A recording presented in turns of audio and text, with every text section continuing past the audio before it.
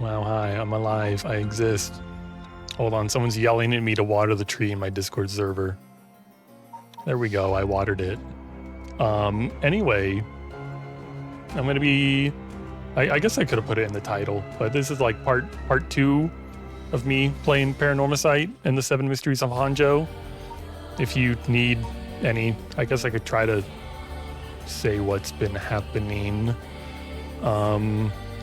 It seems like there are like the 7 Mysteries of Honjo are kind of like ghost stories that happened at random points in history in this town we're in, and there's a few more than 7, and the story takes place at midnight, looking at several different characters, and it seems like at midnight the curses associated with the stories just kind of become real and manifest as like little items, and people who have the desire to resurrect somebody each get like one of these little items, and then they can use their curse to kill people to kind of charge up their cursed item and revive somebody. And I think we've seen one guy was successful, but he died for it.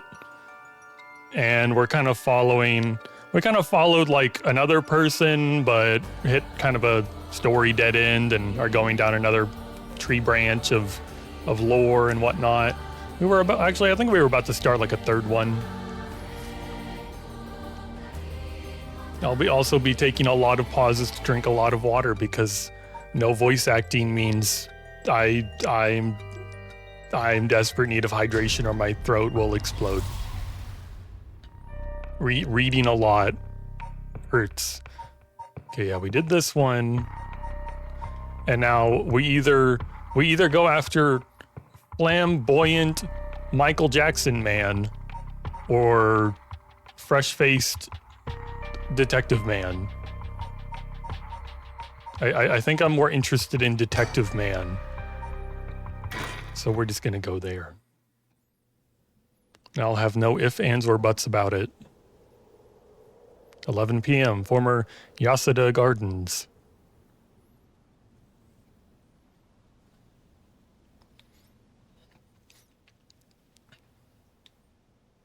Hey boss, forensics is all done. The crime scene is clean.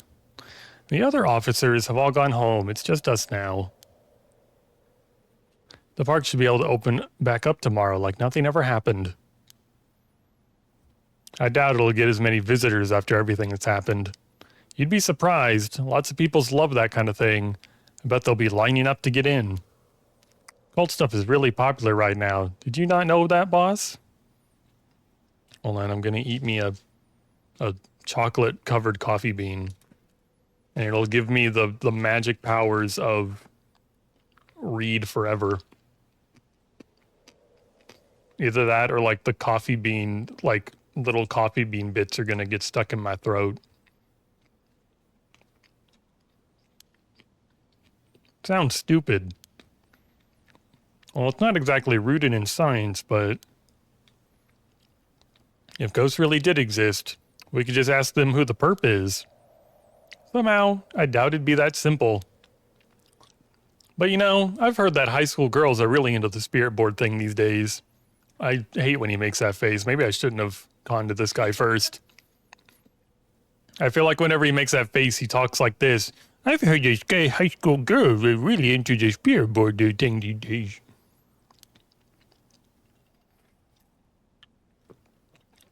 Supposedly, you can call on spirits and talk to them by using a board with letters on it. Wouldn't that be something? You ever played Ace Attorney? You can try it out yourself if you're so interested. Hey, that's not a bad idea. Let's give it a go sometime, boss. I can't imagine this hardened detective actually doing this. What now? Stop messing around. You really think we're going to solve this case by morning? You really think we're going to cause... I can't read. The coffee bean has betrayed me. You really think we're going to solve this case by moving a coin across a scrap of paper? Sounds like you know all about it. We've got to be open-minded. What if that's how police work is going to be from now on? Don't make me laugh. Listen up. Irio? Production? Irio? That just seems wrong. It seems too fun to say. Irio.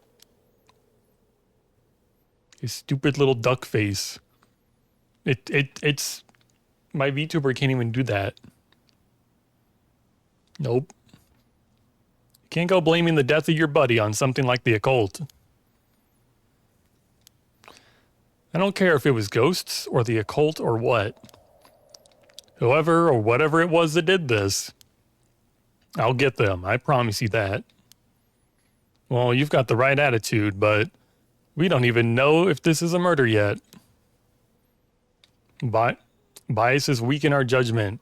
Get too fixated on one thing and you stop seeing everything else. Aye, aye, boss. So now that we've finished investigating the scene, let's review what we know. Huh? Now? It's getting late. I figured we'd head straight home from here. Come on. We gotta go over all this info we've gathered. And what better place to do that than here at the scene of the crime where we can soak up the atmosphere? Soak up the atmosphere? The hell is there to soak up?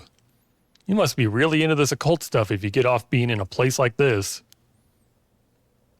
Wait, you mean being somewhere like this doesn't get your blood pumping? No way. No, don't turn this around on me. I'm not the weird one here. Cripes. Oh, fine. Let's get this over with. Aye, aye, boss. Here, let's think first. Got a bad feeling about this case, and my gut is rarely wrong. I knew this would be a treacherous case from the moment we were dragged into it. It's not even midnight yet. What the hell happened? Couldn't have been a curse. The former Yasuda Gardens here in Yokoami Ichomi were originally built as part of the daimyo's estate back in the Edo period. The park became city property a number of years ago and underwent extensive renovations. There's not a soul around at this time of night. Quiet doesn't even begin to describe it. A lush green park administered by Sumida City. It is common in traditional Japanese gardens. Its large central pond is shaped like the character for heart.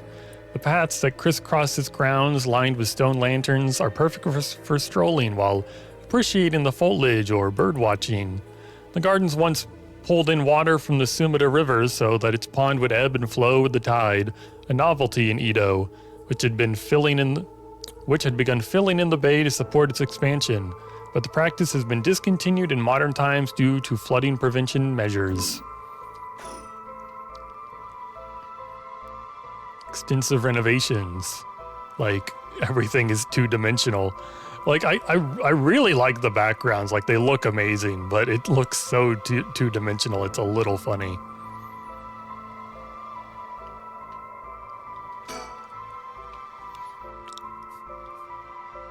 Jun Irio, a detective in the Tokyo Metropolitan Police Department, 1st Investigative Division. His rank is sergeant.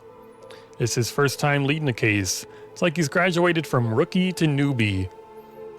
He looks put together on the outside, but acts like a kid most of the time. Honestly, the force could use more people like him.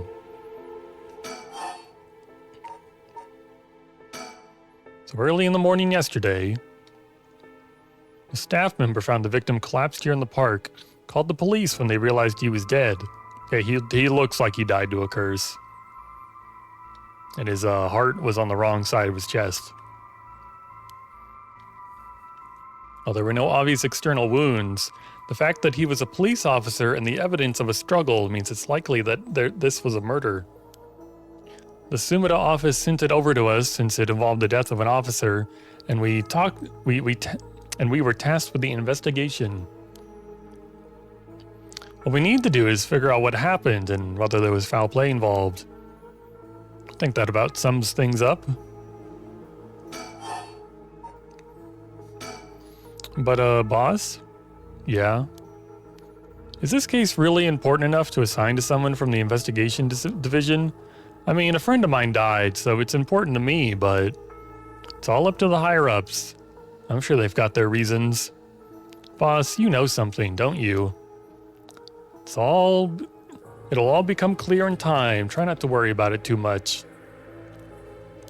Thinking about it, the only thing we know for sure is the identity of the victim. That means there must have been something special about him, right? Maybe he knew something he wasn't supposed to, some kind of secret or something. Isn't that right? You're pretty sharp sometimes, you know that? If you've picked up on that, you should be able to put the rest together yourself. Oh, we haven't gotten to say huh yet. Well, it is our duty to get to the bottom of a suspicious death, especially one involving an officer. The victim is Hajime Yoshimi of the Juvenile Division of the Sudama City Community Safety Bureau, 27 years old, single. He mostly dealt with cases involving juveniles and education. His rank was senior police officer. You knew him well, didn't you? What was he like? Yes, we were in the academy together. We still went out for drinks together every month or two. He could be a little rowdy, but he was like a big brother to us all. He was kind and cared about his friends. For better or worse, he wasn't the uptight type of cop. The man always showed empathy, and I heard he was popular with the locals for it. Treated each and every troubled kid he met with compassion. He had a great track record when it came to rehabilitation. Sounds like we lost a good one. Yes, we did. We truly did. I knew being a cop was dangerous. I knew something like this could happen, but it's never easy when it happens for real. I know the feeling. He didn't seem to care much about climbing the ranks, but he was the top of our class. Only problem was that he took on so much. He had the most unfinished paperwork, too. I always felt like we'd need an unusual guy like him to help solve all of our unusual cases. Hajime Yoshimi. Hajime. Thank you, production.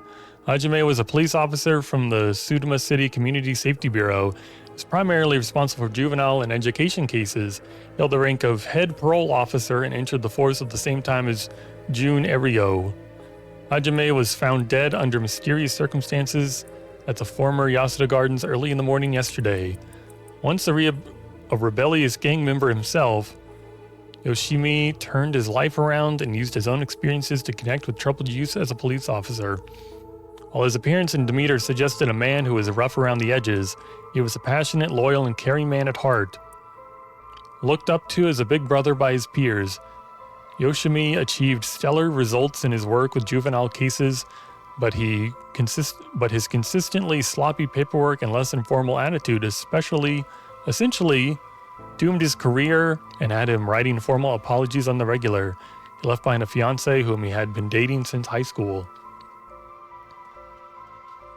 Nope, my head's a little big, but it's fine. Probably. I read the corner. Don't worry, you're plenty useful yourself. Me? I was the most normal of my classmates. Besides, the real weirdo among us quit the academy a long time ago. There was one even weirder than you? Well, yeah, we have tons to talk about. Hajime was quite the bad boy in school, apparently. He ended up with the police a lot. He said the officer in charge was good to him, helped him get back on track. The reason he wanted to become a cop was to pay his kindness forward, so it was the first time he ever took his studies seriously. It's a good story. Love that kind of thing. Makes me want to have a drink in his honor. Please don't make fun of my dead friend. Hey, I said in his honor. You should aspire to become the kind of cop people miss when they die in the field. You say that like it's a sure thing I'll die. Besides, if I end up biting it, I'm sure you'll be the one who misses me the most, boss. Come on, don't be like that. You'll hurt morale. Well, I guess how much I'll miss you depends on how this investigation goes. I can already see it. Irio, no! Why'd you have to go and get yourself killed? I have no idea what's going on in that head of yours. Yeah, that'll be a sight to see. I can't wait. You can't wait for your own death? Get it together, kid. Sheesh, you really are something. Thank you? What about the victim's family? The Yoshimi family is from Kitasenju in Adachi City. But Hajime, I've already forgotten. Hajime's parents died a long time ago. He lived there all alone, no siblings or anything. I went to his house a few times for drinks. I was surprised. It's this huge, old-looking place. Like, you know, the kind of place that seems super haunted. And he lived there alone? It looked like the home of... Oh no, but why does he make that face? It looked like the... Is it supposed to just be like part of his like childlike character as he makes a stupid face? It looked like the home of an old noble family. It was hard to imagine him being such a delinquent living in a house like that. There's that bias I was talking about. He's from an old family. I'm sure things were complicated. That's a bias too. He never talked about any of that, even when we were drunk, so I don't know much about it. Oh, one more thing. Yeah? Hajime was engaged. He'd been seeing his fiancée ever since they were in school, over 10 years. They just started talking about getting married. What was her name again? He showed me a picture once. She was a beautiful woman. That's so. How terrible for her. But she may know if there had been anything going on with him lately. We should speak to her. Yeah, his fiancée may have been his only confidant. I'm sure someone at the Sumida Police Department has already contacted her. I'll look into it tomorrow. Are we gonna make it till tomorrow? Hey boss? I looked into the case that Hajime was running. Oh great, that's the kind of stuff I want to know. What was Hajime working on the day he died? Well, according to his report from the day before, he had 2 cases involving juveniles. Uh-huh. The first was the suicide of a high school girl who jumped off the building in Kamizawa last week. Yeah, I did hear about that. The girl's name was Michio Shiraishi. Shiraishi? She was a second-year student at Komagata High School. But it seems as though Hajime had lost contact with her even before this incident. So she'd been troubled for some time. That's the thing. About a month ago, he happened to see her walking around town. She looked upset, so he struck up a conversation with her. He was sure there was something bothering her, but she wouldn't tell him what. Must have been trouble at home. There's that funny face again. That's what he thought too. Seems he visited her home and spoke to her parents, but they said there was no problem, so there was nothing else he could do. And now she's dead. Then it's possible he could have prevented her suicide then. He must have been devastated. And that's why he was looking into this Michio Shiraishi again. He must have thought that something terrible had happened that drove her to end her life. But ultimately, he never reported the findings of his investigation. I see, and you're thinking that it may have had something to do with his death? We'll have to find out what it is Hajime discovered. Right, let's check with the Sumida Police Department about this tomorrow too. I really don't think we're making it till tomorrow. I'll be surprised if this whole game doesn't take place in one night. Ow! I'm trying to take a drink. Don't throw a hammer at me. I'll like choke.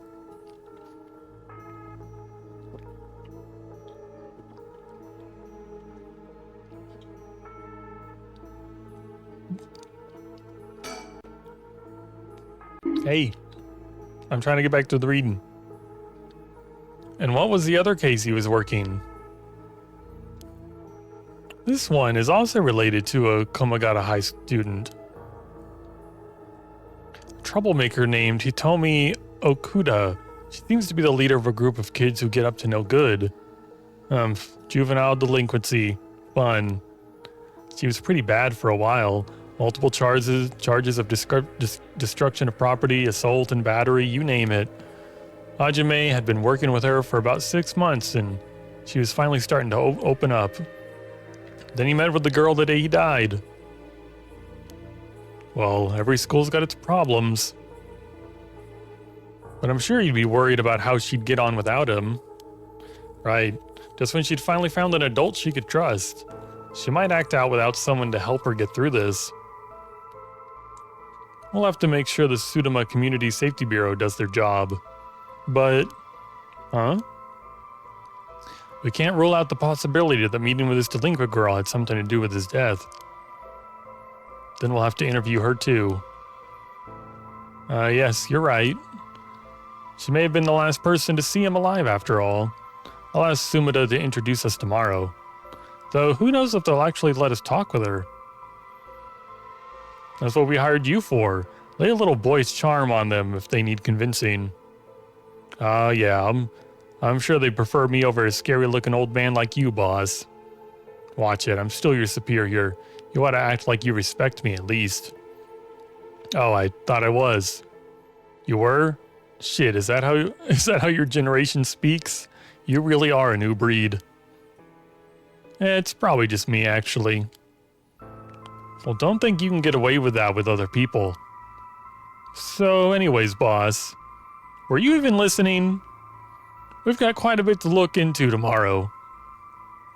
First, the 2 Kamagata High School cases that Hajime was handling, and we need to speak with his fiancée as well. I believe that's it for tomorrow.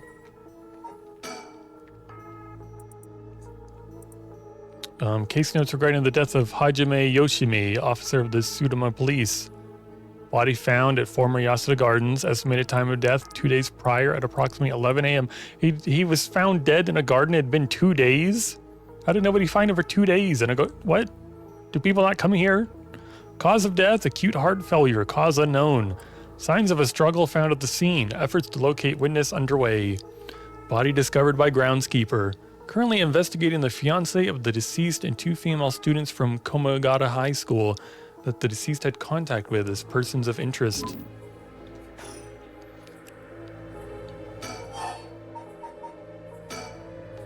As for the cause of death, we won't know until the autopsy is done. From what we've seen, though, it appeared to be some kind of acute heart failure. But since he had no record of chronic illness and had no visible wounds, it's possible that poison or drugs have been involved. Dying in the middle of the park like that certainly seems suspicious. We found signs of a struggle at the scene, as well as footprints belonging to an unidentified individual. We've got people trying to identify those prints. If we can find who they belong to, we might be able to figure this whole thing out. Yes, wouldn't it be nice if that were the end of it? The only thing Hajime had on him were his badge and his wallet. So we can rule out a mugging? Though there's probably aren't many people who think of trying to mug a cop as big as him. I've also heard that Hajime got into a fair few fights in his younger days. He started judo once he became an officer and rose up the ranks quickly. Sounds like the perp would have had to have been pretty strong to take on Hajime.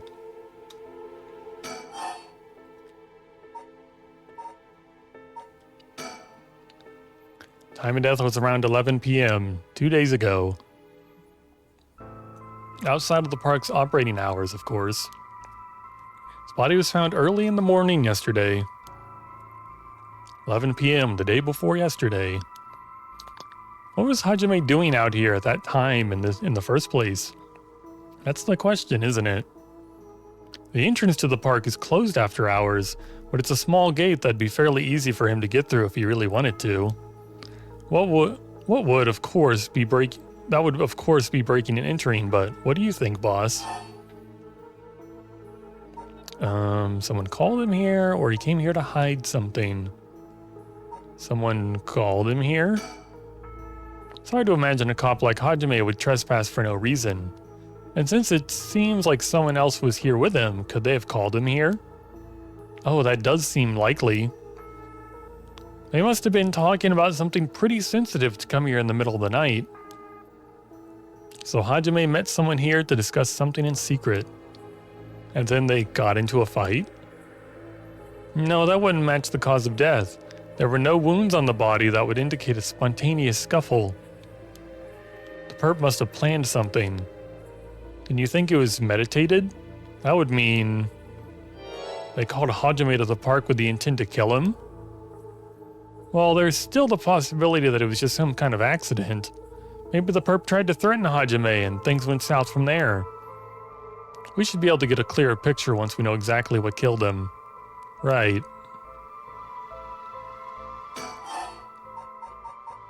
About Sutsumi. But either way, I'm so glad you're back in the first division, boss. Always admired your work. You were like a god to me. You were the whole reason I became a detective in the first place. Oh yeah, about that. People have been saying that ever since you first entered the academy, but... Yes, that's because it's true. I couldn't believe that you got transferred out of the first just as I was assigned to it. So getting to work a case like this now, just the two of us, it's like a dream come true. Happy as I am to hear that, well, how should I put it? What is it?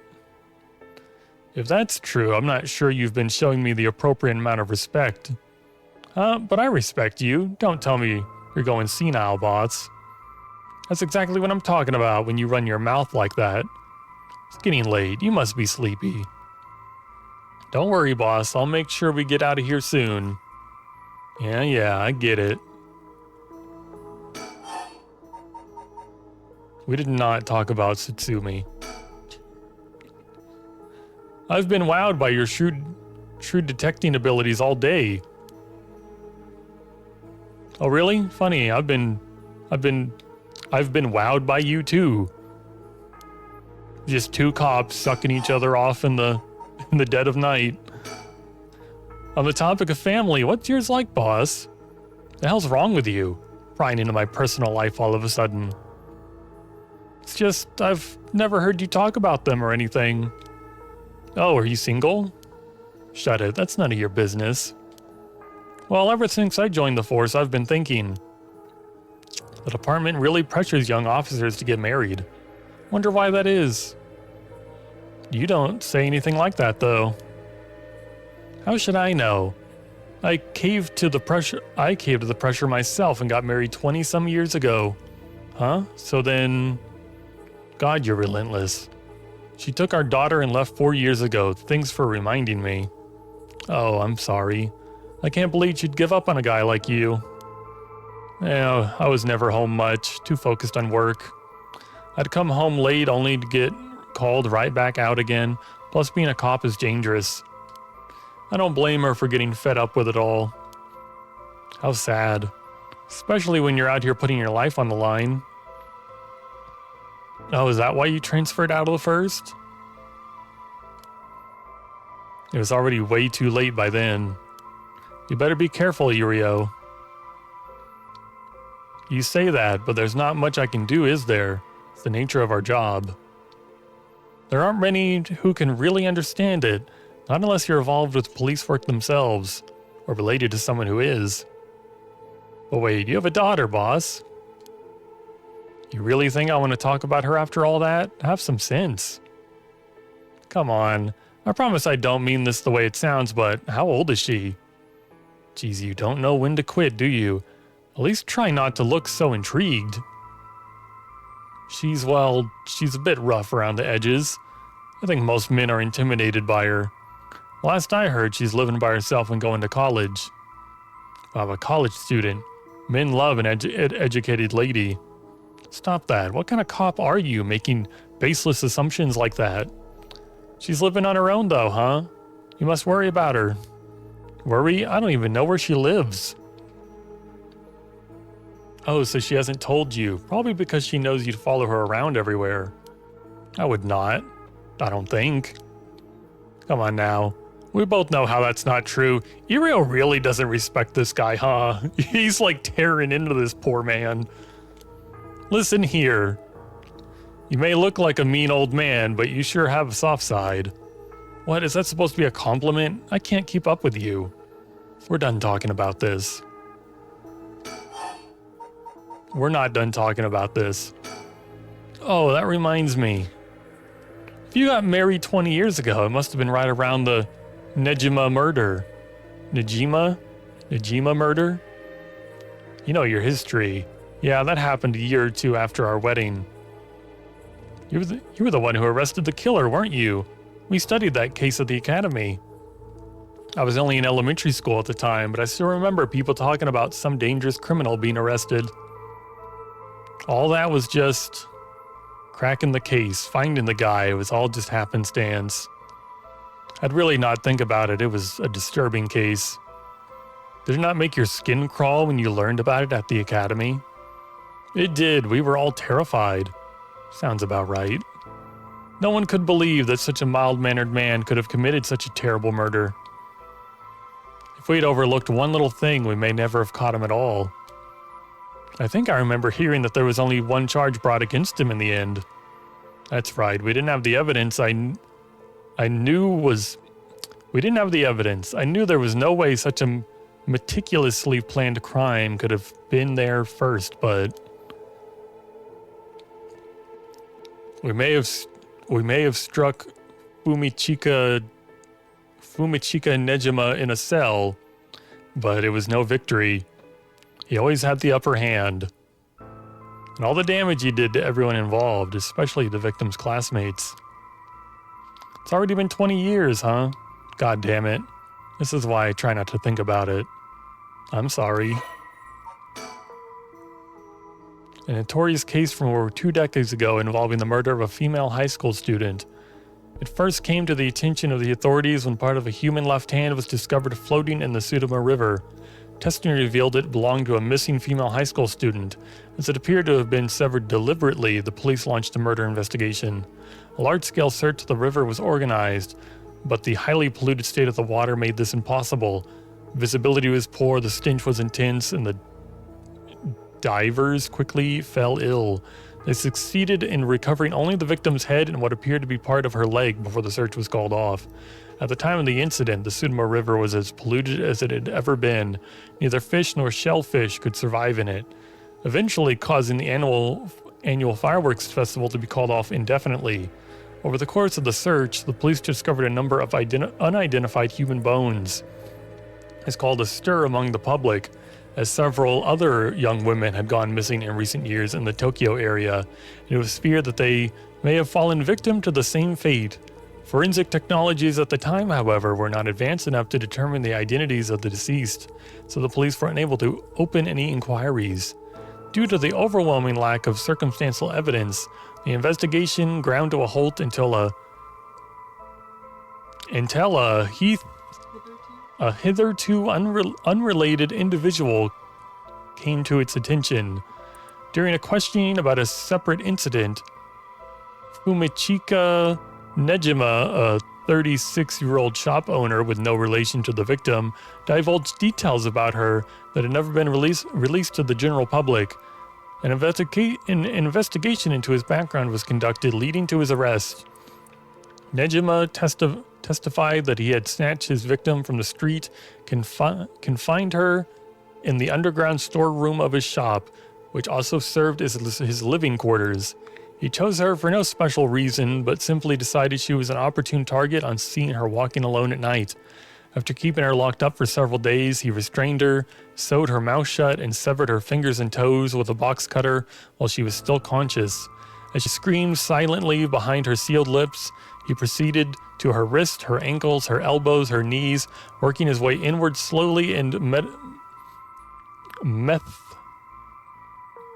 methodically. I can say that word in my head. His victim constantly wavered in and out of consciousness. Her ordeal continued until she died of blood loss. Nejima dismembered the rest of her body and disposed of it behind his home in the Sudama River before cleaning his storeroom and returning to his everyday routine as if nothing had happened. The brutality of his actions shocked the nation when they were eventually reported. Once apprehended, Nejima readily divulged the details of the murder, but was less willing to explain his motive. When asked, he would only break down in tears, saying, "I don't know what came over me. I know it was wrong." In the end, the police could extract nothing more for him than expressions of remorse. Although the efficiency of his method strongly suggested that he had committed several crimes in the past, no corroborating evidence had ever come to light. Nejima was sentenced to life in prison on his first hearing. The sentence was imposed with no appeal from the defendant. That was 600 words. So all this occult stuff, have you heard about it, boss? What are you talking about? This Rite of Resurrection thing that everyone's talking about. No, not you too. I've been hearing about that shit everywhere. Oh, you have? That's surprising. Who cares what people are talking about? It's got nothing to do with our job. You don't think the occult stuff with this case feels, I don't know, realer somehow? The whole thing started right here in Honjo, in Tsushima City, so I thought that maybe cut it out. Nothing good can come of getting involved with the rite of whatever or that record of fates. Sounds like you know all about it. Boss, are you secretly into the occult? Stop that. Seriously, this isn't a joke. This guy wishes his partner wasn't so good at his job. He like sees right through this poor man.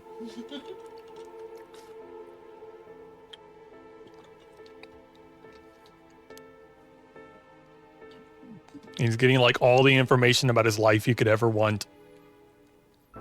I get why you'd be intrigued by something called the Rite of Resurrection after a buddy of yours died, but bringing the dead back to life, that's the stuff of fantasy. It's not real. So don't go hoping for miracles, got it? No, nothing left to talk about. Let's use our brain. Got a bad feeling about this case, and my gut is rarely wrong. I knew this would be a treacherous case from the moment we were dragged into it. Okay, let's look around. Jump scare, maybe? Oh, pond. This pond, they say it used to flow into the Tsushima River, but the river became so polluted that they cut it off. Okay.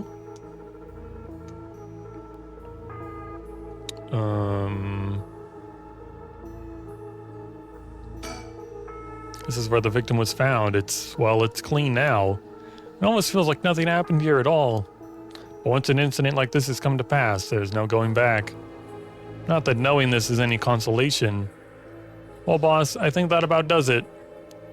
Right, let's call it for tomorrow. Let's call it for tonight. I'll see you tomorrow. Oh God, what is that? Huh, boss? What's wrong? Don't tell me you're going senile. Damn it. It was that case all along. Boss, what is it? Is there something over there? Ah! Such deep sorrow or resentful memories flowing into my mind. Those who deceive with falsehoods and untruths are hung up forever in eternal darkness. Kill them. Kill them, those who spread lies. Who does this guy want to bring back to life? Why is he getting a curse? Kill them all. You've acquired the power of the cursed stone, the Evergreen Beach. You can use it to kill those who intentionally try to mislead you. Press the curse button when someone lies to you. How do I know if they're lying? Does he just know because he's a detective?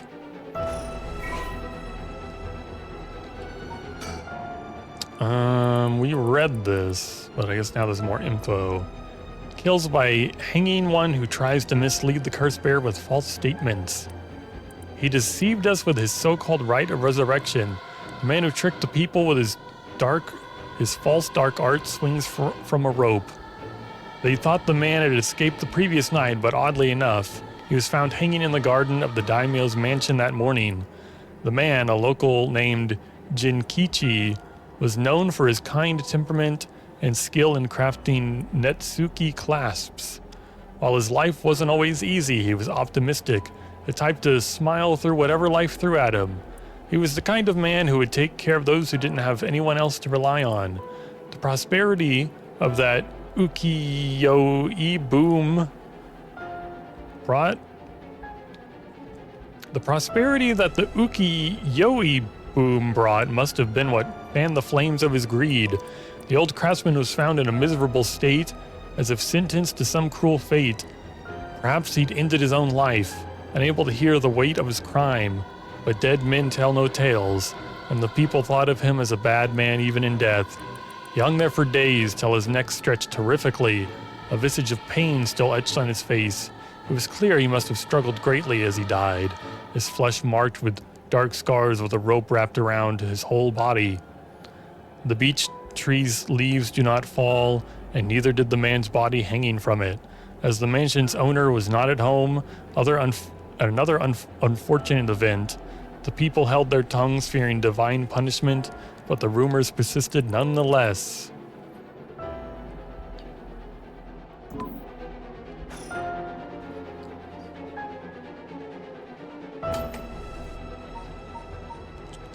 Where's the canal? Extra info. Kills by drowning one who leaves the curse bearer behind. Toko loved fishing with her father Jinkichi more than anything. With their wicker baskets on their backs, they would leave for the canal every morning and fish till the evening. The miso soup her mother Koma made using the carp they caught was to die for. Her parents loved her dearly. One day, however, her father disappeared. Toki's mother went to look for him and never came back either. Those who came to express their concern eventually stopped visiting her out of fear. Toki continued to wait all alone. Mother, father, where did you go? Don't leave me behind. Unable to bear the loneliness, she left her home and trudged along the roads until night fell. Neither her mother nor father were anywhere to be found. Tears stung her eyes. Suddenly, the sound of fish splashing in the water cut through the silence. She found herself standing before the canal where they used to fish together. The taste of carp and the memory of their father's smile flashed across her mind. Without thinking, Toki walked into the moat. The sound of water splashing echoed through the night air. Passerby thought of it only as the fish in the canal. The splashing faded, and silence returned to the lonely night. Damn. No wonder the people at Okie killed, like, had water coming out their mouths. We were wondering what that was. We were suspicious. Erg. A murderous impulse seeps into my soul like thick black tar. Arg. Now, kill. Can you hear it, Curse Bearer? You who so strongly desires the right? Kill them. Did his, family actually die? Or is he lying? There's gotta be someone he wants back. Boss! Don't lie to us. Boss, what's the matter? Don't tell me you really went senile. Sorry, I'm fine. Irio. Yes? I have some bad news. Oh no. Your senility is kicking in, isn't it? No, we've got a bit of trouble on our hands. Looks like we'll be working some overtime. We're not going home tonight. What are you talking about? Dead. Hey. I was playing that. They keep breaking TVs and I guess bringing in new TVs.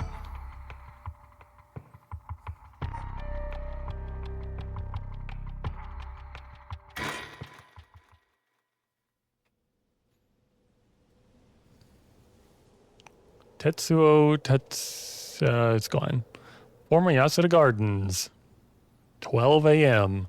Okay, so let me get this straight, boss. The right of resurrection really exists, and to use it, you have to kill people using the power of curses from the 7 mysteries of Honjo. And the curse you have is from the story of the Evergreen Beach that's told in this area. Is that right? Yeah, pretty much. You're quick on the uptake. You weren't your usual silly self when you were explaining. So I knew you were telling the truth. When does he get silly?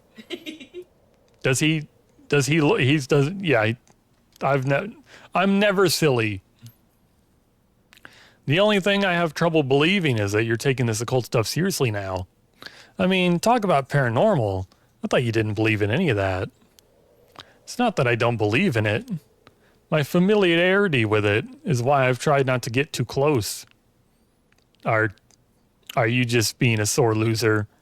Not used to admitting you were wrong? Oh, shut up and listen to me. No point in trying to hide things anymore. We won't get anywhere if you don't understand this, so listen up. Please just listen. You don't have to keep saying it. I'm listening. We don't have time to waste. We'll talk as we walk. Whoa. Hey, wait for me, boss.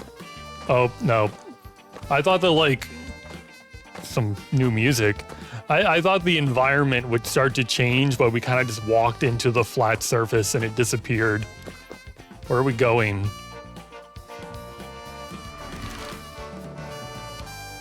I'm enjoying the trumpet. This is a good time to take a little break.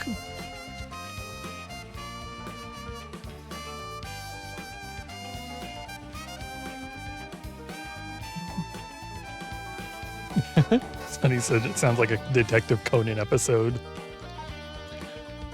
Now I'm just thinking of like, should we watch more Detective Conan? I feel like we watched like, it was a lot of, like we watched like 30 plus episodes.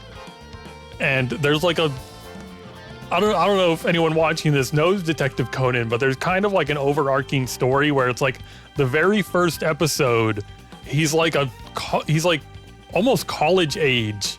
And he's very, very, smart detective, respected. And some like random dudes, like he overhears something he's not supposed to hear from these bad guys. And they're like, oh, here, we're going to try this new poison on him. Here, this will kill him. And it just turns him into like a 6-year-old. And throughout the entire show, the show's been running for like infinite number of years. It's got like over 1,000 episodes and he's just a child the whole time. And I'm like, okay, but when does he learn who the people, when does he get like fixed? Can he just be like an adult again? Please, I'm begging you. Like how like, I'm just like, how long can they keep this going? It's kind of impressive. And like once every like 20 episodes, he might just like passively mention, oh, I wonder where those guys are, and then he gets distracted doing something else. And then like there's like this girl who's in love with him and like he hangs out with her a lot, but like she doesn't know it's him. But there's one episode where it's like she figured it out.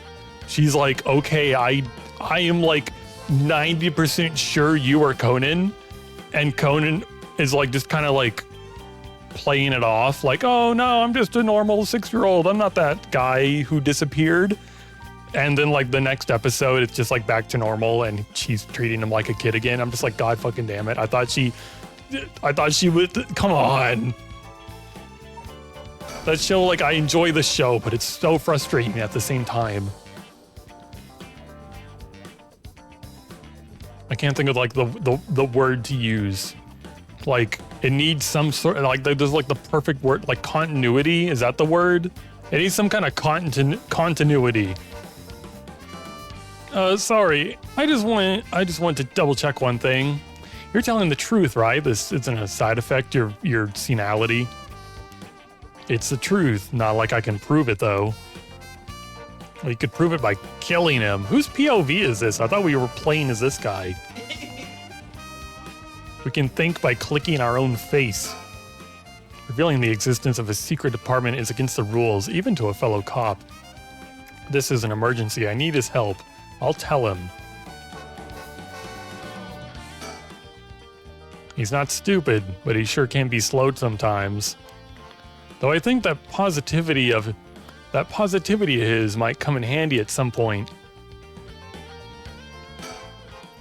I'm sure you already know this, but this is all top secret. No sharing it with anyone. Right, you can trust me not to. But no, I just can't believe it. I've heard rumors that you used to be a member of the secret division attached to the Security Bureau. Can't believe we actually have a department called Paranormal Affairs. Yeah, I'm sure it comes as a shock. I couldn't believe it myself. Thought the higher-ups were messing with me. Really had me worried for a while there. No, this is incredible. So this is why he got taken off that first division. He was doing paranormal nonsense. That's the whole reason I became a cop. I was always fascinated by secret agents and stuff. You serious? But thinking about it, it totally makes sense. If curses and spirits really do exist, then of course we need a special department to protect citizens from them. You seem a bit too eager to believe all this. And hang on, I thought you joined up because of me. Come on, boss, do you really only have one favorite food? You can like more than one thing. Yeah, whatever.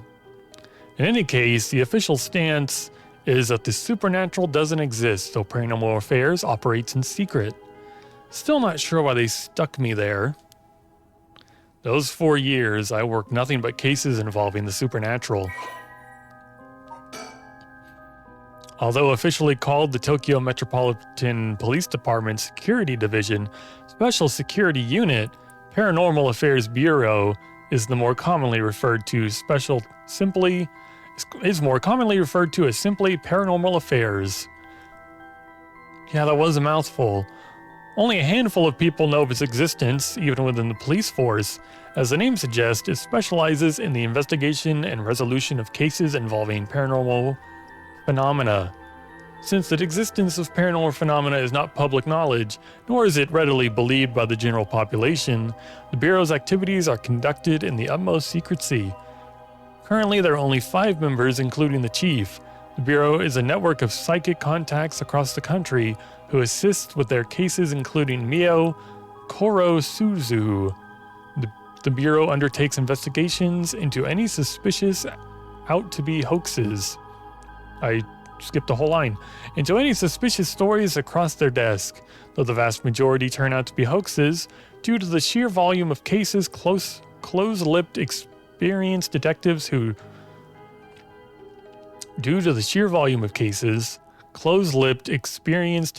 without paranormal abilities of their own, such as Tetsuo Tsutsumi, are sometimes assigned to investigate. The current chief of Paranormal Affairs is a man named Kuiru Nakagoshi. He was born to a family of psychics who have been involved in keeping the world safe from paranormal phenomena for generations, and has served as Mio Kurasugi's mentor since discovering her. Kuriru is an elusive figure. Very few have ever met him in person, and he is rarely seen in the office. It is said that it is because he has oft been the target of curses. However, some theorize it is the fact because Kuriru is not actually a flesh and blood at all. His seat in his office is usually occupied by a Nui, a legendary creature found in Japanese folklore. The Nui resembles an ordinary white thrush that acts as Kuiru's messenger, leading to bizarre scenes of police officers earnestly reporting their findings to a bird. The term Nakagoshi case serves as a code name used to refer to cases under investigation by Paranormal Affairs.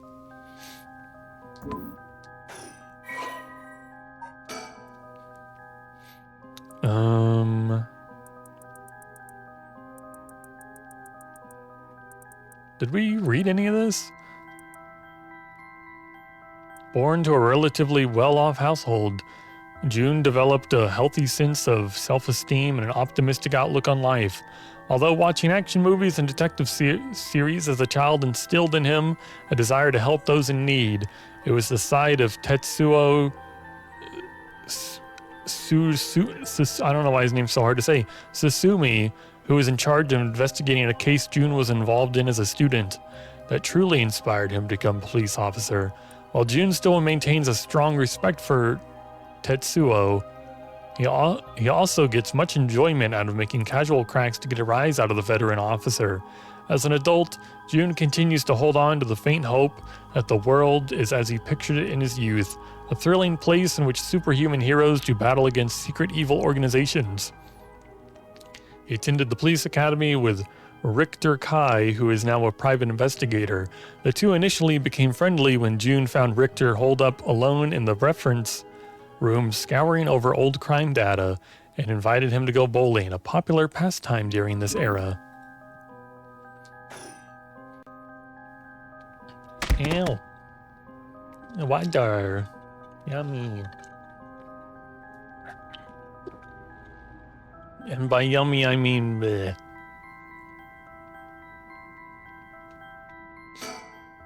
So do you know, have it? Have what? Spirit sense, of course. Are you what they call spiritually gifted? Nope, I've never felt anything at all. Even if I did, I'd be a lightweight at best. One beer and I'm down for the count. Oh, huh. Is that how people in the field quantify someone's spirit sense, like how much liquor they can handle? Nope, that's just me. Though it helped get it. I thought it helped get the point across. Then why does that other girl also talk like that? Is that his? Could that girl possibly be his daughter? Oh, huh. Sorry, seems like I keep disappointing you. Where's that girl's file? Do we get a... Where are the people? Where's the people files? Culture and society, all? People? No. File. Persons of interest, okay. Yoko Fukunaga. She's a housekeeper. After attaining a junior college degree, Yoko started working as a housekeeper due to her ability to see things others cannot. Received strange looks from a young age. Ability to spread an interest in the paranormal, which she continues to pursue to this day. I don't know. They don't. Where's the? I don't know these people's names.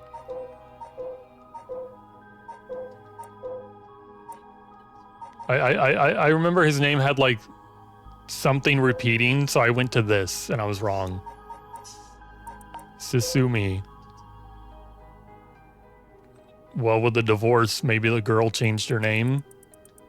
I don't know, I'm suspicious. Do they look...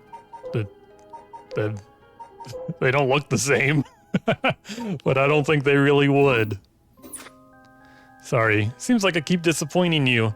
No, it's not your fault, boss. At the risk of disappointing you yet again, I'll tell you one more thing. Spirit sense is usually something you're born with. It's tough to develop it later on.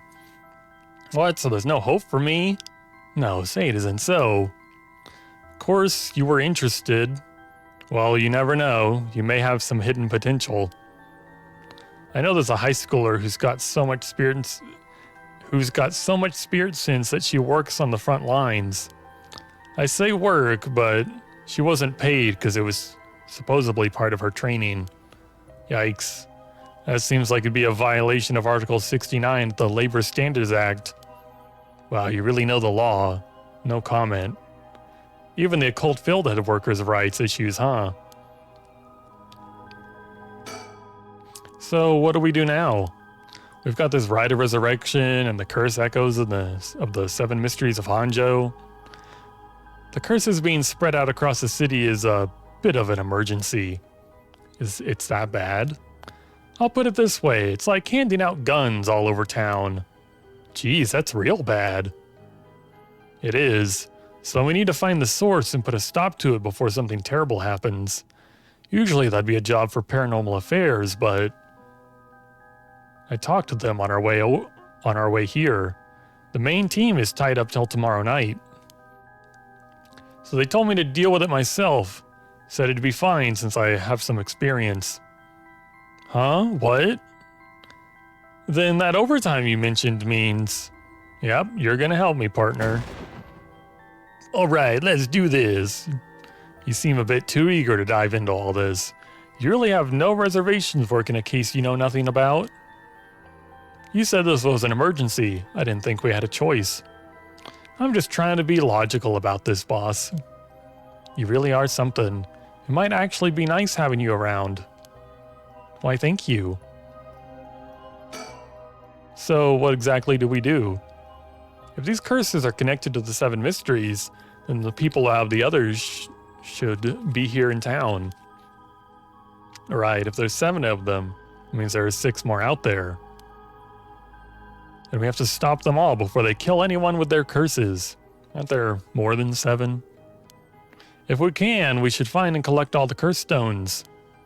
But boss, from what you said earlier, killing a curse bearer gets you closer to completing the rite of resurrection. Won't your life be in danger if they find out you're a curse bearer? Pretty much. We can't let that happen. Should you even be out here right now? Hiding would only be a waste of time. The mystery of the one-sided reed is associated with Ryogoku Bridge. I probably said that right. I was hoping to be quick enough to run into the one-sided reed's curse bearer. No such luck, it seems. Well, if nothing else, maybe word will spread that the cops are on the lookout and people will behave. It's putting a lot of trust in whoever these other people are. But it's possible that the other curse bearers with the same idea will come here. Talk to anyone you see who seems suspicious. Oh, that means someone who may have the power of a curse. Understood. In that case, I don't know, ask that guy who's been watching us this whole time. What do you know? Is there something there? Good luck. What do you know? There is someone there. Good luck. Where's this guy's dead. Hey, you there. Sorry to bother you, but I've got some questions. I'm with the police. Haven't we seen this guy? This guy has a curse. Thanks for your cooperation. We'll be asking you a few things, Mr. Yutaro Yutaro Namigaki. What? That's your name, correct? Yes. I don't mind answering your questions. You're a detective. Did something happen? Are we gonna have to turn down the voice volume again? Isn't that how this guy kills? All right. Lots of things have been happening around here. Like people dying. Boss, let's talk to this guy. Boss, let's talk to this guy. That's silly. The man identifies himself as Yutaro Namigaki, a 21-year-old college student. He was watching us calmly. We need to be careful with this guy. So, what is it you're doing here? It must be the incident of the former Yasuda Gardens, the dead policeman. I can't imagine a detective would come all the way out here otherwise. Huh? Say, Mr. Detective, have you ever heard of the Evergreen Beach? Answer my question. How about you answer my question first? What were you doing here? I was answering your question. I came here to look for the Evergreen Beach from the 7 Mysteries of Honjo. Actually, I was wondering if either of you knew anything about it. I don't know. Nope, sorry. Really? How strange. Detectives, you have the curse stone of the Evergreen Beach, don't you? You, how did you know? Shut up. Well, now he really knows. Irio, you idiot. Haha, well, that was much easier than expected. Oh crap, sorry. It was simple inference. Simple inference. I figured you would have taken the curse if you were just in the gardens. If you know that, then you must be a curse bearer yourself. I have no intentions of hiding anything. I plan to tell you from the start. Look, This is my curse stone. I believe it's called the Foot Washing Mansion. That's right, but are you sure about this? I'm not so rash that I'd kill someone as soon as I found out they were a curse bearer, not without talking to them first. You're the same, aren't you, detectives? You wouldn't use a curse on a normal person. Let's speak as equals, shall we? Okay, so he's lying. He must be deceiving us in some way. Should we kill him?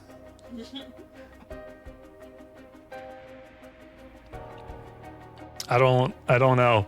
I feel like when we played as Okie, we just killed everyone with no questions asked. You're dead. Boss? Sure, we'd rather resolve this amicably, too. So is he gonna be hung now? But before we talk, there's something I should tell you. Huh? This is my curse stone, the Evergreen Beach, just like you thought. What? Well, boss, why would you tell him? As for how the curse works. Boss, are you having another senior moment? If you tell him that, it hangs to death anyone who would try to mislead me. Oh yeah, he looks worried. So if you try to lie to me, the curse stone will let me know. I don't have to use it to tell, understand? Whoa, really? That's super useful. I see, understood. That's a pretty useful power for a detective. Now then, let's talk. Damn, it seems I've lost the upper hand. No point for petty tricks then, I'll be honest with you. So far, so good. So every time he says something, we just use it and see if he dies. There's someone I want to bring back, so I'd like your assistance in collecting soul dregs. This is just like Ace Attorney when I have to like press somebody. Objection! Can't help you. Please, all you have to do is tell me who the other curse bearers are. Sorry, but as a police officer, I can't just look the other way and let you go. Please, if you help me, I'll let you two go as well. Is that a threat? No. It's your final warning.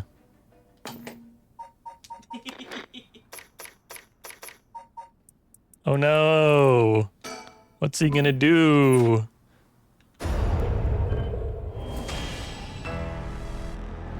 Nerg! But there's my curse, the Foot Washing Mansion. Do you really think you could escape it just by being careful? I saved the freaking... Yeah, voice is gone. It didn't matter to me which of you was the curse bearer. I'll be taking both of your soul dregs anyway. Wait, Namigaki. The Foot Watching Mansion is a powerful curse. It's so simple to activate. It is ready whenever I need it. There's no escape from the voice of my feet. Irio, get out of here. Hurry, I'll find you later. What? Oh, okay. Too late. Hear the voice of my curse echo. Oh, the voice of the curse echo. Huh? What? Why isn't my curse echo working? He's such a loser. Your curse echo sucks. I have the power of turn the TV volume down. Impossible. This has never happened. What's happening? I don't hear anything. Irio, now, grab him. Right. Namigaki, get down. Oh, damn it. Boss, here, his curse stone. Good work, give it to me. Here, we better turn the voices back up so we can kill someone with it. Curse stone acquired, the Foot Washing Mansion. Damn it, why? What do you think, boss? Should we lock him up? I haven't even touched you. You can't consider that assault of a police officer. Let him go. All we need is the stone. How could this happen? My right of resurrection. Give it up. The ride was too good to be true from the start. I don't know what happened to you, but you'd be better off mourning whoever you lost the right way. Now get out of here. Damn it. What a... He's such a loser. Phew, that was a close one, huh, boss? We'd probably be dead if he had activated his curse. Yeah, I'm not sure what, but something stopped his curse from... Ugh. Boss, are you okay? Does having another curse stone hurt? Yeah, the curse from this one's flowing into me too. Oh no. I saw what activates the curse of the foot-washing mansion and the resentful memories bound to it. And I always thought this one was one of the stranger of the 7 mysteries. Now I know why. This sure is something. What do you see? Let's save that for later. All you need to know for now is that it's a particularly powerful curse. We're lucky we took it from him quickly. Phew. Hey. Hey! I was trying to scroll down to it. Feet? Kills by crushing one who hears the command to wash. She was an accomplished Omayoji. Alas, she did not use her talents for the good of the world or the people, but for her own selfish pursuit of beauty. After a fierce battle, the woman dragged herself through the streets. It was like something had gnawed away at her body. Will I die? I've already obtained what I needed, as long as I have this. Suddenly a terrible realization dawned on her. Her legs wouldn't move. She fell to the ground. What was happening? Surprised, she looked down. Her foot, once so beautiful and delicate, had grown ulcerated and rotten. He got her. She was on the verge of death and covered in filth to boot. Crawling to a nearby house, her breath caught in her throat. The curious residents opened up but recoiled from what they saw. My foot is so filthy, someone please, quickly. The woman expired while mumbling something unintelligible, and so ended the life of a woman consumed by evil. Watch! So the first part of the story is so silly. Well, that makes one stone. Where do we go now?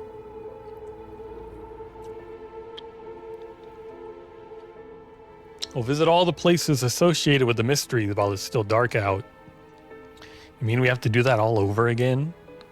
I hope they aren't all as aggressive as him, but people do crazy things to bring back someone they love. Seems that the hatred the cursed stones are imbued with makes people more willing to kill. Really? Then what about you, boss? I'm fine. I may not have any spirit sense, but I'm tough when it comes to this stuff. That's why they love me in the paranormal affairs. So you are spiritually gifted after all. All right, let's head to the next place. Did we get fun Conan detective music? No.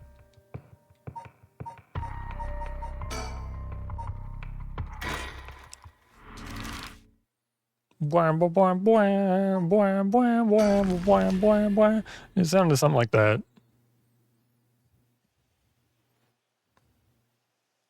Midoricho Park. Yeah, that's probably right. Excuse me, sorry to bother you, but we have some questions for you. Who the hell's this guy? What, are you with the police? I haven't done anything. Don't worry, this isn't an interrogation or anything. We just want to talk. You're Hideki Araishi, right? The historian? We know who you are, so this won't take long. Oh, is this the guy who, found and, wrote the paper about the rite of resurrection or something? But since we saw you here, we'd just like to ask you a couple questions. Local history researcher. Is it Hideki or Hideki? Hideki Araishi.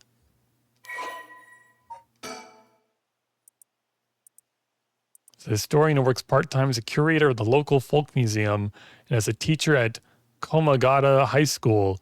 His recent publication of the Rite of Resurrection has caused a stir in occult circles. I've already forgot. Hideki is the quintessential obsessive researcher. Despite being entirely unsuited for teaching, he had no choice but to take up a position at Komagata High School in order to make ends meet. While having a captive audience in his class goes some way to satisfying his need for respect and recognition, his conceited nature makes him unpopular among the students. Lately, he is concerned that articles he contributed for purely monetary reasons have earned him a reputation as a researcher of the occult. But the surge of interest in the topic and the resulting volume of article requests he is receiving are undeniably tempting. Hideki is a regular at the Kurokikyo Cafe on Hikusai Street, where he can be found outside his work hours writing essays and manuscripts. His published books include A Study of the Unknown and An Introduction to Bando History. Well, let's get it over with. I'm a busy man. Let's ask Hideki some questions. Hideki Araishi says he's a local historian, but supposedly he knows more about the Rite of Resurrection than anybody. The fact he's here at this time of night, it's plenty possible he's a curse bearer.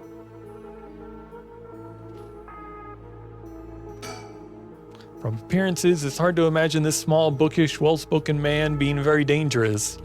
But in this day and age, you never know. I should be careful. What were you doing? Now, Mr. Araishi, what were you doing here at this time of night? Doing research, of course. Day or night, information never sleeps. That's an admirable philosophy. You know, your research has been quite the talk around town. What was it you were saying? You discovered something about some book? Wasn't it the Book of Fates? Should we just say something wrong? Maybe if we say something like wrong, he'll feel compulsed to correct us and give us more information. But also the fact that they give us so many of these, like it's so easy to click the wrong one. I feel like do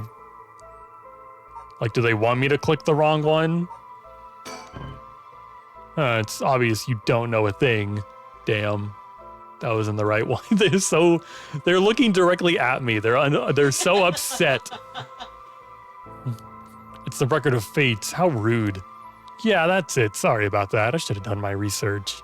But it's true that you found some kind of ritual in that book, right? Well, don't tell me you want to know how to carry out the Rite of Resurrection, too. To be perfectly honest, I'm tired of people asking me all the time about it. None of you even care about the local history. You just come crawling out of the woodwork when something interesting comes up. Looks like I hit a nerve. If you think you can force me to tell you because you're policeman, you're sorely mistaken. So I fucked up not clicking the right one. This Record of Fates. Where did you get your hands on it? The storehouse of an old private residence in the city, just as the public was told. I'm unable to be more precise due to an agreement with the informant. Are you doing all this research so you can use the Rite of Resurrection yourself? You're a policeman. Do you really think people can be brought back to life? Everyone I meet, pitiful. Huh? So you don't believe in the Rite? Whether it's real or not has nothing to do with my research. Such things are better left to the occult freaks. Or so I thought. Huh? Things changed. It has become necessary for me to pursue the Rite. So now I pray that it is real. What changed? I'm sure you can imagine the funds for my research. Received a large amount of funding for seeking the Rite of Resurrection. And if I find it, I'll receive a sum so great, I'll never have to worry about money again. Oh, then that means someone is sponsoring your research, is that right? So what if they are? You have no idea how hard we work to secure funding for our research. I have no interest in teaching those children. Listen to me, I'll tell you one thing. Those experts you see writing provocative books or spouting nonsense on TV to try and get popular, All of them are just trying to get the money they need to do their research. With how popular the occult is, saying something even remotely spooky can lead to big money. What? But I bought your book. The pursuit of the unknown begins. First and foremost with belief. I was so inspired by that bit. I do appreciate your patronage. Unfortunately, however, the occult is not my true interest. The fate of the unknown is to be destroyed by thorough research and deep consideration. No way, I can't believe it. You're surprisingly innocent. Then what kind of research do you want to be doing? I'm sure it wouldn't interest you, but to put it simply, the focus of my research is how historical accounts transform into folklore over the years as they are passed down from generation to generation. What does that mean? Due to human bias, the account of every event is inevitably changed by the person communicating it. It's not necessarily done with ill intentions. It happens when someone tries to fill in the gaps in a story that lacks detail, or when something's left out or abridged because of the story's length, or when a story twists and shifts as it's spread throughout oral tradition. Even when two stories are told about the same event, differences in culture or environment affect how it's told, changing its content.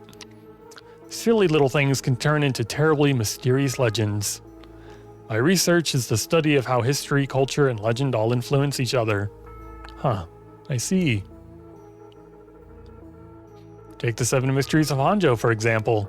Why are some of the mysteries seemingly about nothing particularly interesting? You'd think stories wouldn't last a decade, let alone hundreds of years, so why? Perhaps putting it that way piques your interest. I admit I am curious. So that's why you've been researching all this time. Makes sense. As I said, it doesn't matter to me whether the right exists or not.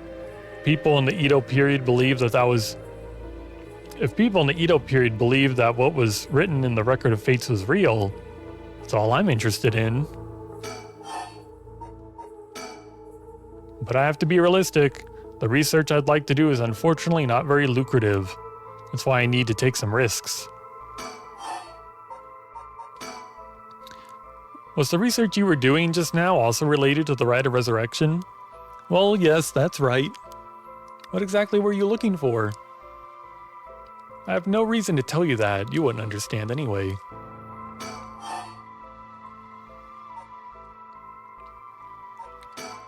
Well, in that case, I think I might have a guess that's what you're looking for.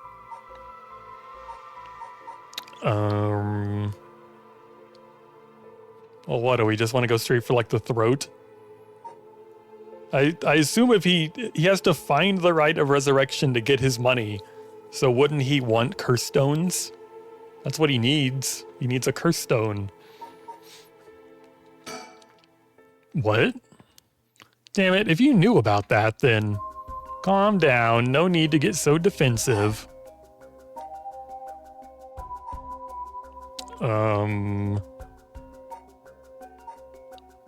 Show curse stone? We both want information, right? Why don't we have a nice friendly chat? A curse stone. You're a curse bearer. A leaf. Is it the evergreen beech then? Yep, will you show me yours? This is mine, the ever-burning lantern. Huh, interesting. Well, giving him information is... He's given us information and we give him information. And we got a second secret curse stone.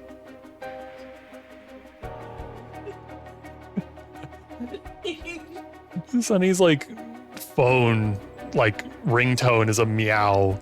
And he's like listening to the stream and heard his own phone like quietly meow in the background. One day I want to say beat off, but I'll finish off the video game.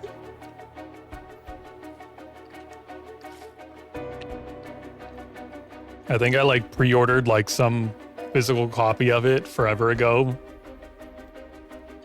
One day that'll come in the mail. Reveal curse details. I'll tell you this for free. The Evergreen Beach comes from a man who was hanged for spreading false rumors. But the accusations against him were unfounded, and he died cursing those who deceived him. And so that is the resentful memory held within the Evergreen Beach. The memories of the 7 mysteries are truly fascinating. If only I could collect them all. Do whatever you want, but you should know something. This stone of mine lets me curse anyone who tries to mislead me. What? But... So don't try and lie to me, I'll know. You would curse a citizen? You call yourself an officer of the law? That all depends on you. I don't want to use it if I don't have to. What is it you want? The curse stones are dangerous. I'd like to confiscate yours. Excuse me, but my right. First, let me ask you one thing. You haven't used that curse, have you? No, of course I haven't, I swear. I see. Good. Then why don't you hand over that stone? Unless you'd rather try using it on me instead. Damn you. I won't give it to you. If I were to say that, what would happen? Would it be a crime? The police are aware of how dangerous the stones are. They could arrest you under Article 1, Section 2 of the Minor Offenses Act.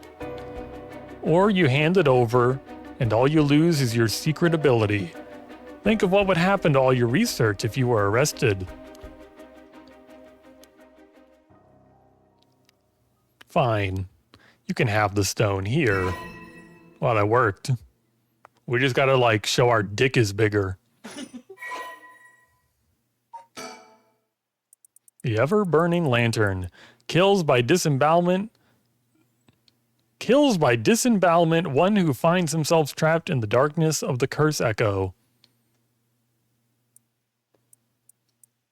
When Honjo was filled with samurai residents, the spies of the Oh, this is a word. Shogunate. Thank you, production. Okay, fuck you, production. Lived amongst the townspeople to keep an eye on things.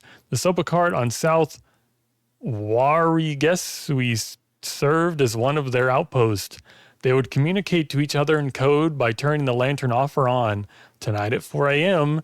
meant that someone would be having the last sopa of their life, and that their belly would be sliced open the next night.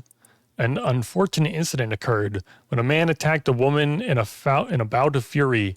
He regretted it deeply, even declining to invoke the right to defend his honor. But the deed was done. Still, he could not accept it. His rage at having been used by his daimyo boiled over, turning it into a grudge he would never forget. Nearby, he saw a lantern quietly glowing in the night, and when the 6th bell rang, the man cut open his own stomach. Since then, the lantern could be seen alight before the sopa cart had opened and would flicker out suddenly, even when there was no wind blowing.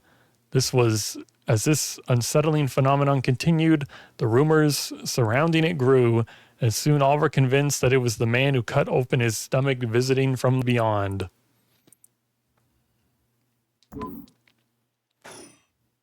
Good choice. I look forward to seeing how your research pans out. Humph. Alright, would you tell us everything you know about what's going on? If you help us out, we'll give you all the information we've gotten after we solve the case. What do you say? In that case, will you tell me about all the resentful memories of the 7 mysteries? I believe they are the key to the secret hidden in the Record of Fates. Sure, why not? I'll learn about them as I collect the curse stones. This guy's gonna have like all the infinity stones and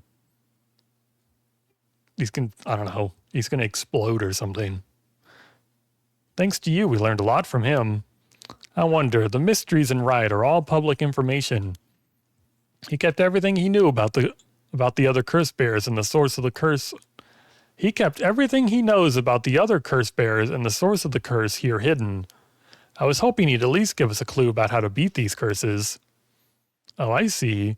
Then we should be more aggressive next time. Really make them spit it out.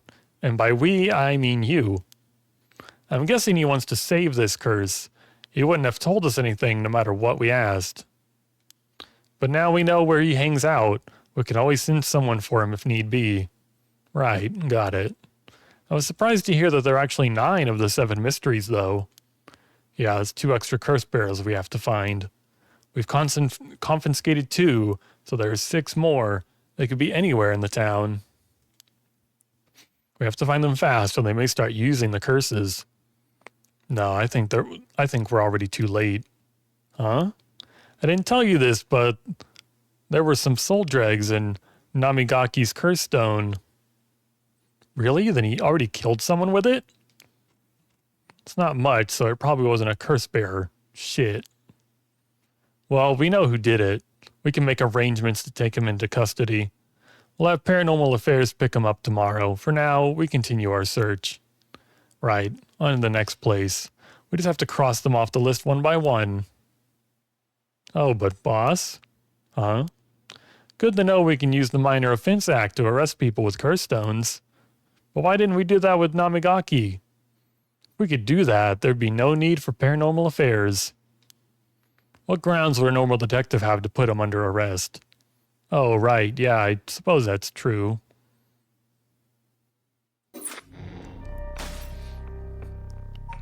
Am I not allowed to play the next one? We gotta go to Flamboyant Man over here. Maybe he'll be cooler than he looks. When the son of Harui Shigima was kidnapped, a botched investigation by the police resulted in the child's murder. 1 year later, Harui has hired a private investigator to help it resolve the unsettled case. Late at night, while speaking to the detective at her home, something strange suddenly appears. May those who mock fire's fury perish in flame. Kill them, kill them. The flame bearers, kill them all. You've acquired the power of the curse stone, the Haunting Clappers. You can use it to kill those with fire or a fire-starting device on their person. Press the use curse button to set your target alight. Kills by burning those who are in position of fire or fire-starting devices. Red, red, red. Everything is dyed crimson. My home is burning to the ground. It's hot. So, so hot. I must call for help, but I cannot speak. My throat must be burned up from the smoke. No, I think I'm already on fire. That's right. I'll just use the clappers. Clack, clack. Is anybody there? Clack, clack. Is no one coming? Gonna burn to death. How did it come to this? Oh, right. Her. It must be the work of that vixen who appeared suddenly and enchanted my lord, that witch. Those hauntingly cold eyes had my lord dancing in the palm of her hand. Perhaps I was also taken by her. How many innocent people did I lure in under orders? This must be karma. The sound of a heavy bell. It feels like my head will split open. All right, the evening bell. That must be why nobody can hear the sound of my clappers. I've got to do it louder. Clack, clack. A murderous impulse seeps into my soul like thick black tar. Now. Kill. Can you hear it, Curse Bearer? Those who so strongly desire the right. Kill them.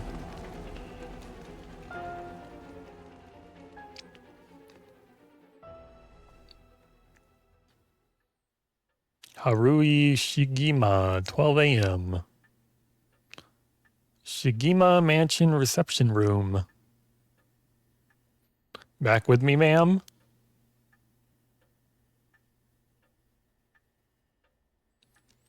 Can't say I understand what just happened, but it certainly seems to have put you in a good mood. This might be the first time I've ever seen you really smile. Are we going to find out why we found him later and he asked us for a light? Did he like...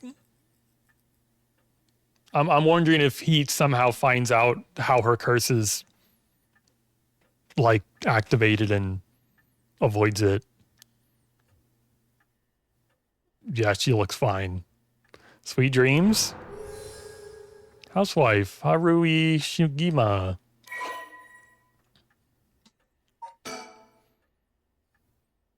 Harui is a housewife who resides in a manor near Shimoku Bridge. Her 11-year-old son, Suichi, was kidnapped and murdered about a year ago. The death was the result of a mistake on the part of the detective assigned to the case, a mistake which enraged the kidnapper and had him cut off all contact with the police, leaving no room for negotiation. The incident was covered up, and Shuichi's killer remains at large, leading the aggravated Harui to call on the services of private investigator Richter Kai to uncover the truth. The Shigemi family came from a line of samurai who built their residence in Honjo during the Edo period. They assumed important positions in the police force following the Meiji Revolution, therefore protecting their family's elevated status. Even today, many in the Shigemi line work as police bureaucrats and senior police officers. Harui's father sits in the upper echelons of the National Police Agency, and her husband, adopted into the Shigemi clan through an arranged marriage, is also a highly respected agency official. However, as her family prioritizes work above all else, it wasn't long before Harui's marriage grew cold. Though she wants for nothing, she is isolated from her neighbors and withdrawn from society. Seeing her son grow into a young man gave Harui a purpose in life, but it was cut short by the kidnapping incident. Following the incident, Harui spent many days in a deep depression, breaking into sudden fits of shouting and wandering around in the middle of the night. Her cheerful, loving disposition faded away, and she took to making snide remarks at her husband, which only further soured their relationship. A few months ago, Harui's husband was transferred to another area for work and now rarely returns home, with Harui left to live in the large, empty mansion alone, as a housekeeper who has been with the family for a long time comes in to take care of all the housework. Harui has nothing but time on her hands. No, not dreams. Sounds like something I might want to hear about. Are we going to tell him about her curse? Sticker. Well, I'll be damned. Is that what I think it is? Goodness, you made me jump. It's just a silly little sticker my son got from somewhere other. He put it up just before, well, you know what happened. I still can't bring myself to take it down. Let me take a closer look. I knew it. It's Head Honjo from way back in set 1. It's a real collector's item. Excuse me? Don't tell me you've never heard of the mockingbirds. The what? They're the hottest new craze. Cute little birds dressed up like rough and tumble delinquents. I've never heard of them, but it certainly seems to matter to you. The best part is nobody knows who made them. They just started showing up around town, and soon enough they'd won everybody's hearts. The story goes that they're made by some anonymous artist who covertly leaves them behind in specific locations. No one knows when or where they'll show up next. They're basically an urban legend of sorts. To think one would turn up here of all places, it's a good sign, I'm sure of it. Oh well, that's nice. Okay. How many of these are there? Oh my god. Have I missed any, or is number, are they in order? These popular bird mascot stickers seem to pop up everywhere. Nobody knows who the legendary artist is behind these quirky birds, but they quickly became popular for their surreal yet oddly cute designs. Be in the right place at the right time in Honjo, and you might just be able to find all 20 of them scattered around. Legend has it collecting them all will bring good luck. Approach the net. Bottom shelf surrounded by darkness. Jackpot.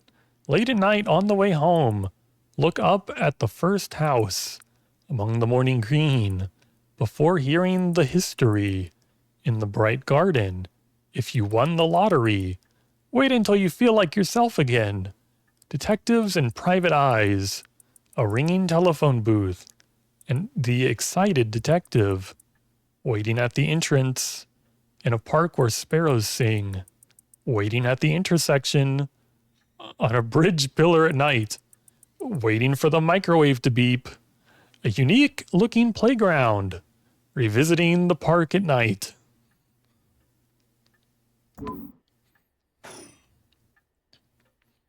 Well, I don't feel like I've seen any. I have been looking around. Stickers. A stereo unit with separated speakers designed for home use. My husband insisted on buying one, even though he isn't one to listen to music often. An arrangement of flowers. A 2D arrangement of flowers stuck to the wall. Kind of like a sticker. We bring in someone to do it. I don't even know what the flowers are called. An old hanging scroll. I don't know who painted it. It's been hanging here since before I was born. Okay, now that is a flat-ass phone and fax machine. A fax machine. It can send images to other places along the telephone network. I don't really know how it works. Most houses don't have one. I rarely find a use for it. The telephone. This mansion has a private line. A color television. Father bought one as soon as it hit the market. He likes to have the latest gadgets. Unlike the latest models, there is no remote control. We've had it for a long time. Back when it was new, we all gathered around it and marveled at it as a family. But with Father and my husband being away so often, it quickly fell into disuse. The swinging of the pendulum echoes through the room. Feels livelier than usual with Richter here. Usually it's just me.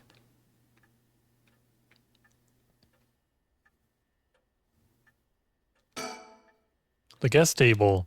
I don't know where Father got this old thing from, but I've never liked it. A private investigator I hired. A friend told me about him. They said he's not very well known, but he's good at what he does. When I first visited his office in Ota City and saw how he dressed, I could hardly believe he was a detective. But after talking to him for a while, I changed my mind. He says some strange things at times, but he seems like the reliable sort.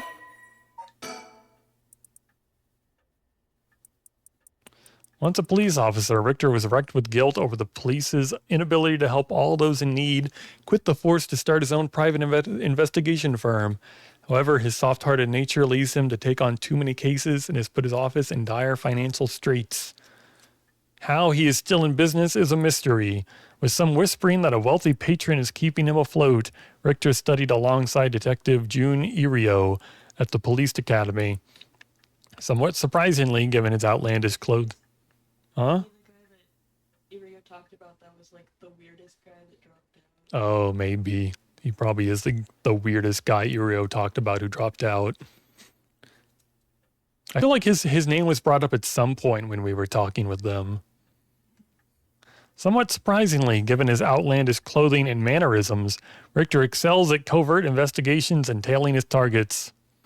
He proudly refers to himself as an investigator extraordinaire, though that only ever succeeds at impressing himself. Richter's biggest source of happiness is nuzzling his pet female albino parakeet, Ernestine, which he keeps in his office. He also enjoys collecting mockingbird stickers, a popular line of merchandise featuring birds inexplicably dressed like delinquents, and can be frequently sighted searching around town for them. While out and about, Richter typically leaves the office, and more importantly, Ernestine, in the care of Emma Mori, a junior high schooler who volunteered to assist Richter after being involved in a previous case. Ew, I have all this stuff to read.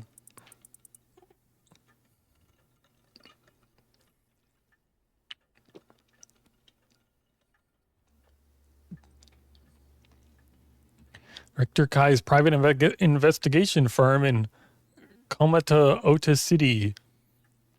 Originally, Kai thought to give it a simple name like Kai's detective agency, but upon hearing that people are more likely to pick names listed at the front of the phone book alphabetically, he decided to pick a name starting with A, thus the Azure Heron Academy. The Azure Heron Agency was established. However, it is questionable whether the heron, a bird of somewhat ominous significance, is an effective symbol for attracting customers. Even his own assistant has referred to the name as confusing as best. After all, rather than an azure heron, Richter keeps a white parrot as a pet and dresses not in blue, but mostly in white. If there was a symbolic connection to be made, it has surely been lost on all but Richter himself. A private investigator, also known as a private eye, is a detective who operates their own agency. Although there are no formal qualifications necessary to become a private investigator, many are retired police agents or detectives due to their similarities between the work involved. At a glance, private investigation firms and inquiry offices might look similar, but they carry out different types of investigations. Inquiry offices specialize in conducting credit checks on businesses, while private investigators are generally involved in tailing persons of interest and gaining information serendipity.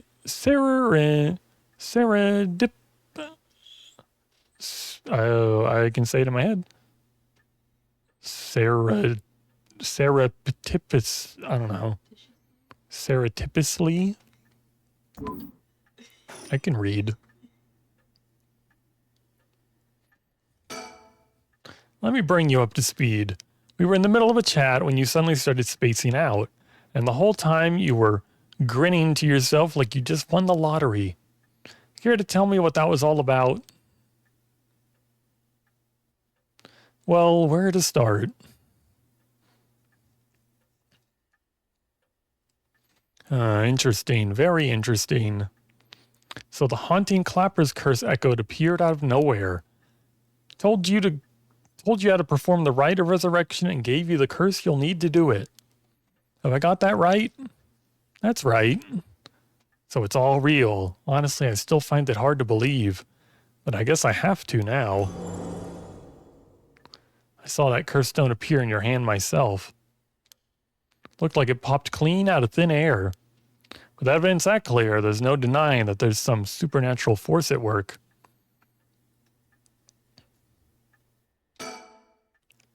I don't think you quite understand. Oh? This isn't about evidence, it isn't about belief. It's more than that. I know it's real. The moment the curse appeared, I knew everything before it even said a word. It was already there in my hand, as clear as day. You just knew, huh? It was etched into my soul along with the curse echo's resentful memories. So I can feel it, what it was like. Dying like they did hundreds of years ago. Wreathed in flame, writhing in pain as my flesh blackens and my blood boils. I can feel it. All the agony, all the rage. It fills me with bloodlust. I think I need to kill someone. Anyone will do, just as long as they're carrying fire. Yeah, dude, you need to throw your lighter away. Why did his beauty mark move to the other side of his face? I see. That could be a problem. You think so? From what I know of you, I'm sure you'd see it as an opportunity. Okay, it's back where it belongs. The stronger the desire to resurrect someone, the stronger the urge to kill. That's how it seems to me, anyway. Good grief, talk about a spanner in the works. I say we take stock for a moment. Remind ourselves where we've come from and where we're going. That might be a good idea.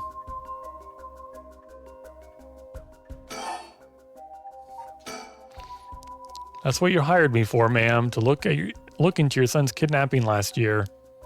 To uncover the truth behind the abduction and murder of Shuichi Shigima. Oh yes, I remember. They never did find the one who did it. That's what I'm here about today. In fact, kind of you to let me drop by so late, by the way. I've been turning over every last stone and I've come up with a grand total of 1 lead. So you said. As far as the police are concerned, it's a cold case, but I've managed to make some headway. I remember. You were just about to tell me.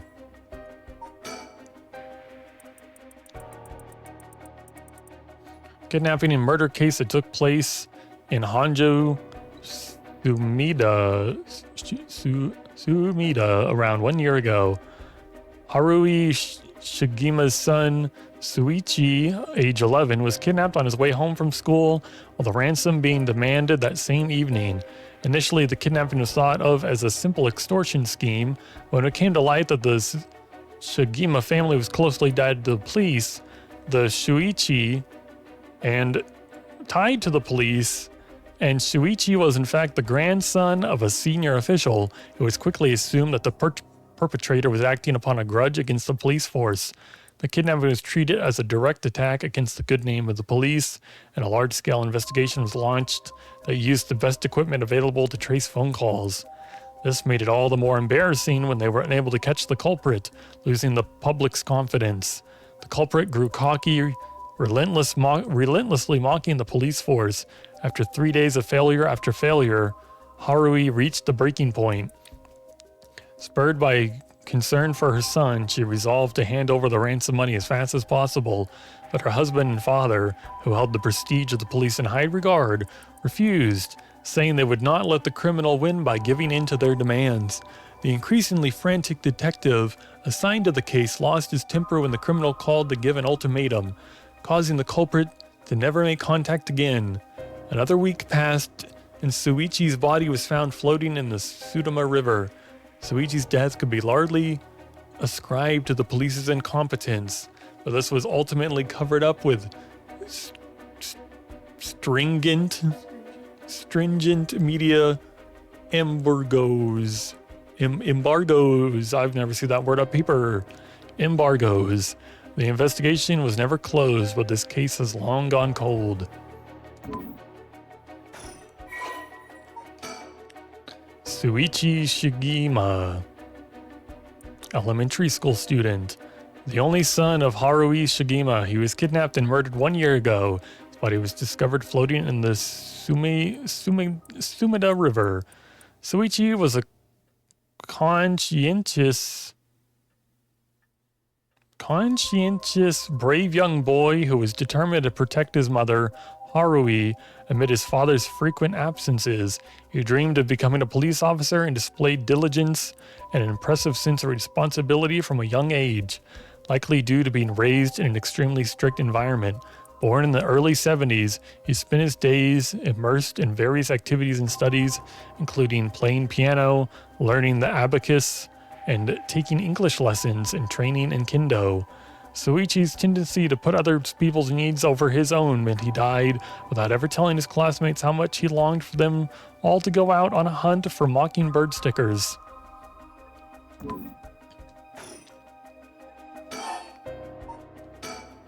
You know, we still need to figure out exactly what you want me to do. Tell you what, why don't I tell you what I found and then we can make a decision. All right. You know, we still need to figure out exactly what you want to... Okay. Click that last. I suppose there's not much point going over the kidnapping itself. No, I'm very familiar. Then I'll leave that for the files to cover and just confirm a few things about the case. The police traced the culprit's calls back to, let's see here, Northern Oyoko River here in Sudama City. That's quite a wide area. That's right. In the end, they never managed to nail down exactly where the calls were coming from, but it is almost certainly the same location that Suichi's was being held captive, since Suichi's voice could be heard during the killer's calls. Northern Oyoko River is quite a distance from Suichi's normal school commute. Factoring in that he was seen at school but went missing before he arrived at his house, it's likely he was abducted by car on his route home. Maybe, but... Exactly, Suichi was a clever boy. He never would have gotten into a car with a stranger. That's right. He was very firm about that. I know he understood too. I even saw him warning the other children. It's possible that they forced him into the car. The only issue there is, there weren't any witnesses to the kidnapping. You can't bundle someone into a car with that many students around and not be noticed. But nobody came forward to say they saw anything suspicious. So did they target him at some other time or somewhere away from his usual route? Both of those seem a little far-fetched.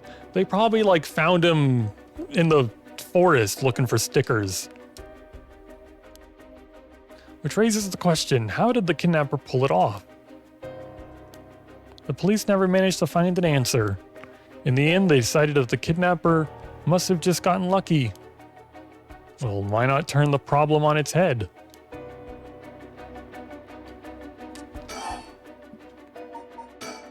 The kidnapper managed to convince Suichi to get into the car, but how? I have a sticker. Hey kid, look, a sticker. The only thing that makes sense to me is that they were somebody that he would have a reason to trust. A teacher perhaps, or a relative, or somebody else he knew. But all the adults Suichi knew had alibis. The police checked them all thoroughly. They did, huh? No one throws numbers at a problem like the cops. What if it wasn't someone he knew, or rather, what if the culprit disguised themselves as a police officer? Oh, that would explain why he didn't find them suspicious. The Shigima family has close ties with the police after all. He would have had a reason to trust them.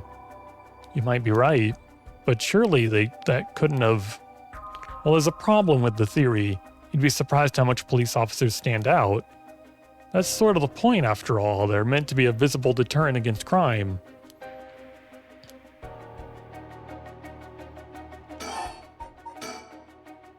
But there's another interesting bit of trivia I happen to know. When you ask people to imagine someone suspicious, nobody pictures women or children. Even kids who have been warned about stranger danger often subconsciously expect that danger to look like an adult man. Besides, Suichi was the sort of boy who wanted to be a police officer when he grew up. He must have had a very strong sense of right and wrong. That's right. Wait, surely you can't mean... Now you're getting it. If, say, a young woman approached Suichi asking for help, what would he have done? If someone like that said they were lost and asked him for directions, would he have gotten into a car? He might have. My husband always told him that a man had a duty to watch out for women and children. He could certainly argue that kind of attitude is outdated nowadays. But if Suichi believed it, then we might have something here. And you think the culprit was a young woman? Or it was a man's voice on the phone? She might have been an accomplice, or maybe she didn't even realize she was being used. If anything, that would explain why she hasn't come forward. She herself might not realize she had anything to do with the case. So the question is, did anybody see Suichi speaking with a young woman on the day of his disappearance?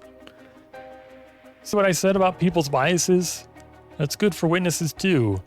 And I figured that maybe if I start asking new questions, I might get some new answers. So I spend my day asking around Suichi's school route, seeing if anyone had seen something. And one man thought he had. Do you mean he saw it happen? Well, I can't say that for sure yet. It turned out he wanted something from me, so he asked if we could talk in private.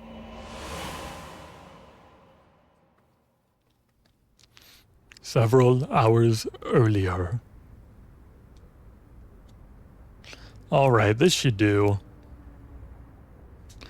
There's no one around. We can speak in confidence. Excuse me, what was your name again? Whoa, the teacher. Joe... Oh, goo. Jonouchi. Got it. Well, Jonouchi, I'm all ears. Just so we're on the same page. You're a private detective investigating Suichi Shigima's kidnapping. Do I have that right? Of course. What else do I look like?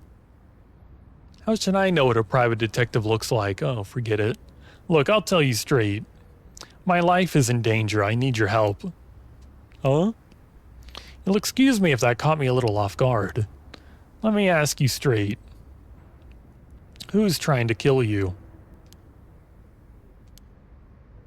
A student called Michio Shiraishi. Interesting. Schoolgirl, eh? Who was that again? Who was that again? Is that the girl who committed suicide? No? That's not her. Okay, it is the girl who committed suicide. Sounds like you've been naughty. It's nothing like that. That girl, she's a murderer. I'm the only one who knows, but I saw what she did. Michio Shiraishi. I saw her kidnap Suichi. These names are killing me. I saw her kidnap Shuichi Shigima. Come again? I saw her talk to him on the street and let him away. I didn't think much of it at the time, but then he went missing. She murdered him, I'm sure of it, or at least she's got something to do with it. That's what you're here for, isn't it? Then you can't let her get to me. That's true, you've been sitting on some valuable information. Why didn't you tell anybody? Well, you see, if you can't explain that, I don't have any reason to believe you. I couldn't. She told me she'd kill me if I spoke a word. You're telling me a schoolgirl had you scared for your life? So you've been sitting on that all this time, and you think she's coming for you now that you spilled the beans? Yes, that's it, exactly. I'm begging you, don't let her get me. Arrest her, I'm telling you, she's a demon. Well, you seem to believe what you're saying, but it just doesn't add up. How could a schoolgirl have a fully grown man so terrified? You don't know what she can do. She'll curse me. Curse you? I'm sorry, but you're losing me here. That's a funny face. It's true, her house, oh, forget it. Why do I even bother? You seemed dubious enough to believe me, but I should have known you'd never understand. Enough. I'll find someone else to help me. Hey. Huh.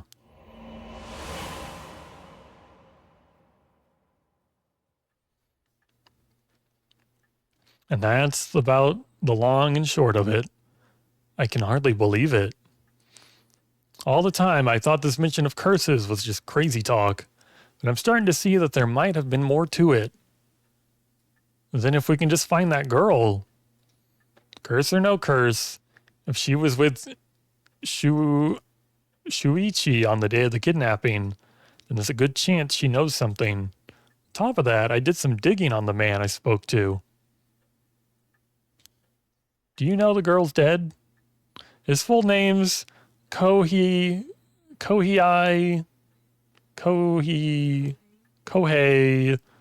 Jonouchi. He's a teacher at Komagata High School here in Sumida. A teacher? Then this schoolgirl is one of his students? I think that's very likely.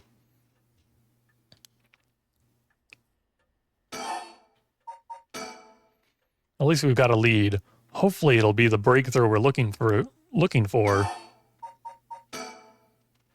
Right? A resurrection, huh? I read about that in an occult magazine the other day. Apparently some old book showed up recently with all the gory details. And they say that the right can be found somewhere in Honjo. Remember the first time you told me about that? It felt like my prayers had been heard. Like I had hope, real hope, for the first time. Ever since that awful day, I've wondered, what if I hadn't sent him to school? What if I just paid the ransom? Not a day goes by when I don't think that if I'd done something differently, Suichi would still be alive. It's on the wrong side of his face again. You can't blame yourself, ma'am. It was the culprit's fault, not yours. Though I know it won't help any. Grief is funny like that. I'm guessing that's why you're after the right. Guess I didn't need to ask. It's written all over your face. I can tell how much he meant to you. But this is a big but, and this is a big but. If the right is the real deal, using it will mean killing someone and stealing their soul. Is that a problem? If it comes to that, I'm afraid I'll have to stop you. Oh, that's a shame. Shame, huh? That's all? I thought if I'm going to be competing with other curse bearers, then your detective skills might come in useful. You realize you're talking about ending someone's life, right? Don't you see an issue with that? I think any parent in my position would happily kill for a chance like this. That's so, is it? Dear, oh dear, what have I gotten myself into? If it makes you uncomfortable, then you won't have to get any blood on your hands yourself. I don't need you to kill the other curse bearers, I only need you to find them. I won't be party to murder, ma'am, not even for a client. How desperate is he for money? I'll pay you. How much can I give you to change your mind? Sorry, ma'am, but not everyone has a price. I've got my policies and I stick to them. I see, I didn't realize you were so stubborn. Let me say, though, it's not like I don't get what you're going through. As long as you're not killing anyone with your own hands, maybe I can help you out. So, yeah. Smudge on glasses. I love smudge on glasses. What do you have in mind? Well, how about stealing someone else's curse stone after they filled it with soul dregs? Oh, if that's all you were after, then I could lend you my services guilt-free. If the other curse bearers want to kill each other, that's their business. I'm not trying to be a hero here. I guess there's no guarantee a stolen curse stone will work, but we can worry about that later. Well, then I suppose we have a deal. Although, what if I stole a curse stone using my curse? Would you disapprove? That would void our contract, ma'am. Just warning you now. My.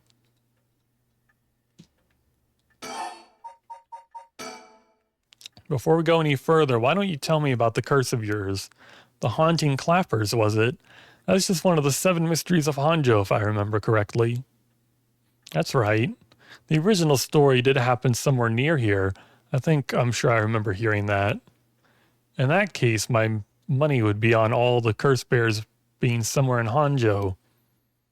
The first move should be to narrow them down. Some of them are bound to try and come for you first. We'll need to be ready. The curses make their bearers more willing to kill, so an attack could come from anywhere. That sounds sensible.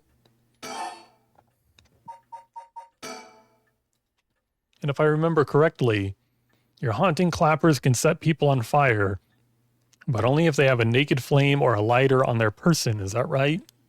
That's right. In olden times, wooden clappers were used to warn people of fire. I'm guessing it punishes those who don't heed the warning. Seems like a good curse to have. It's simple and straightforward enough to use. Although it's hard to say how it stacks up without knowing what else is on the table. You really think it's that good? The target can't do much to throw it off. It has a nice long activation window. It's big that it works on lighters too.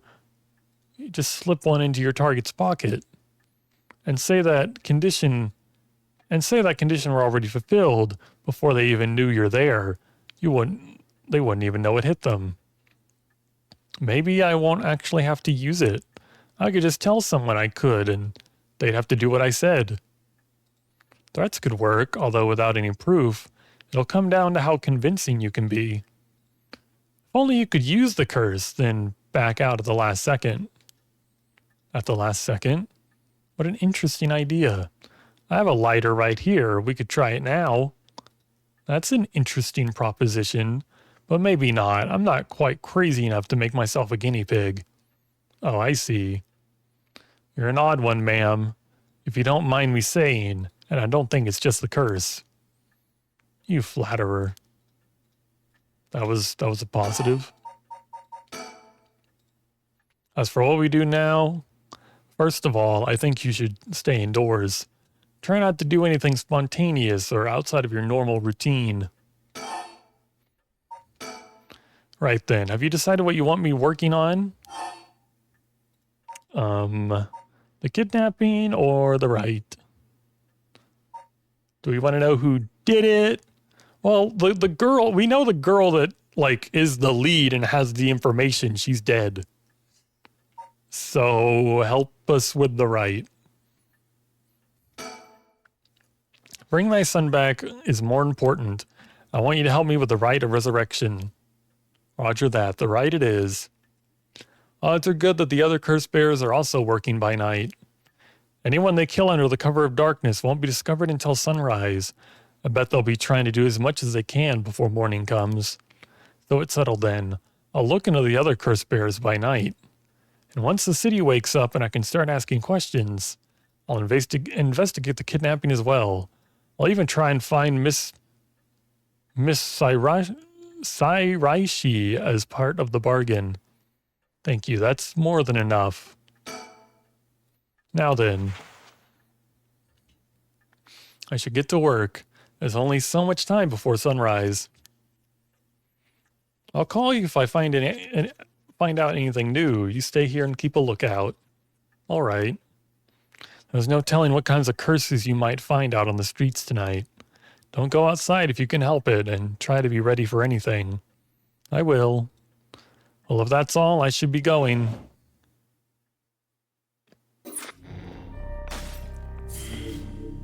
So why did she leave her house?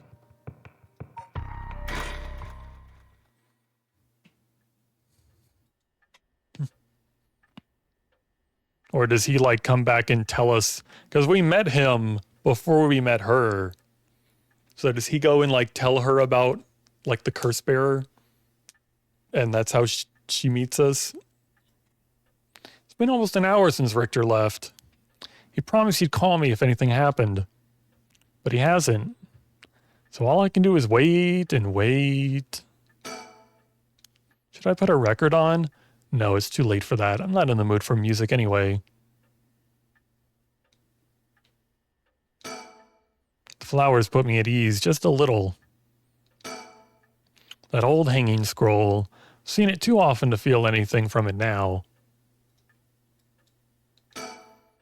Come to think of it, I never offered him any tea. Not that I've ever learned how to make it. It's a fax machine. I rarely find a use for it. Don't know anyone else who owns one. There's nothing on at this hour. See no point in turning it on. Waiting for Richter to contact me, but he hasn't. What about this strangely 3D newspaper? What's this, a newspaper? Must have fallen off the chair. What's going to happen if I don't read it? I'm going to read it. It's the newspaper. I only leave them in here for the guests. I hardly ever read them myself. I don't think I've taken the time to go over one in years, in fact. Well, it's not like I have anything better to do. Look at the society articles, economy articles, culture articles, education articles, television articles. What do you think, Sonny? What sounds interesting? Culture? I feel like if we read culture, we might learn about like the rights some more. Maybe education. Like the I don't know. Culture. Now that everyone has more spending money to go around, people are coming up with all kinds of new diversions. Seems like only yesterday that people were flocking to the articles to shoot aliens. To the arcades to shoot aliens. But now we have, I can't read, but now we have these enormous theme parks and gaming machines that plug straight into our televisions. Everyone talking about superhero series, foreign films, and movies based on the latest bestseller. Back in my day, fusion rock and folk music were all the rage. But now it's all about city pop and idols. I find it hard to care about that sort of thing anymore. I can't read any more articles. Is that it? Wait, can I? Oh, I can. Society. Looks like the city's biggest problem right now is pollution. Remember how the air and water used to be before? I remember how the air and water used to be even more polluted. The river was covered in scum from all the sewage and industrial waste, and it stank so badly it made my eyes water. Eventually, people started getting sick, and it couldn't be ignored anymore. Fortunately, it's gotten better since then, although the air around the industrial district is filthy with gas and smog. Economy articles. All sorts of articles about the current state of the economy. Now that the post-war boom is past its peak. We're moving into the era of large corporations. It's about 220, 230 yen to the dollar. Manufacturing is on the rise and exports are healthy. The dollar's down from its height, and people are saying it could fall further. There's no denying how much the standard of living has improved in the past few years.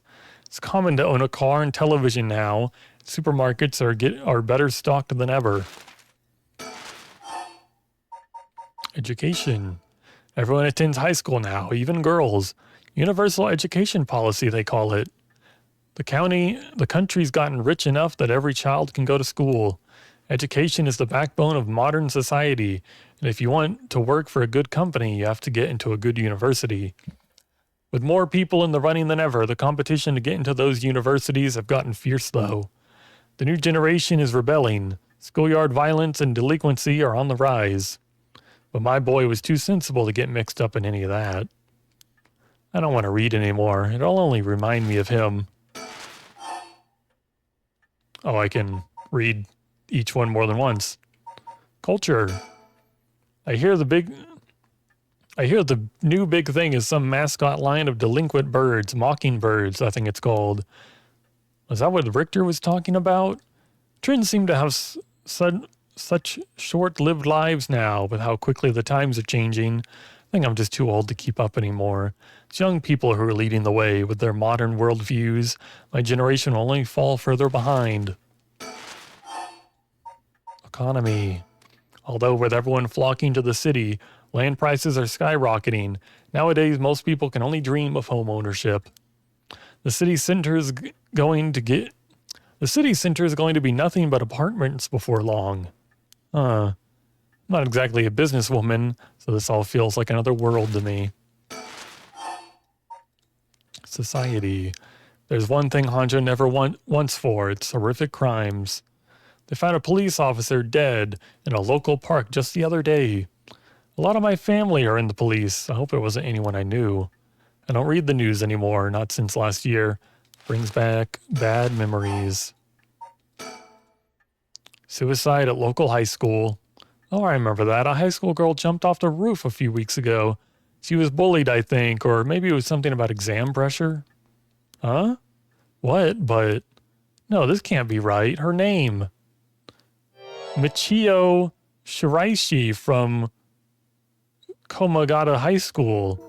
It can't be. Television. I don't really watch much television. Feels as though all the information in the world gets passed through that little black box. Father stopped them from reporting on the kidnapping back when it happened. I was glad about that. Less fuss.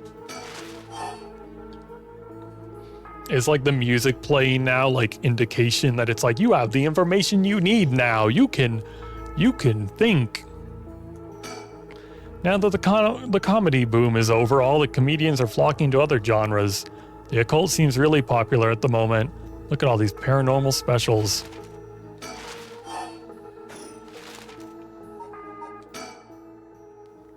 Michio Shiraishi, the same girl who witnessed my son's kidnapping, committed suicide last week. What that means... Mr. Jonouchi was terrified of someone who already died? Is that what he meant by a curse? I can't work this out on my own. Maybe Richter will know. Why won't he call?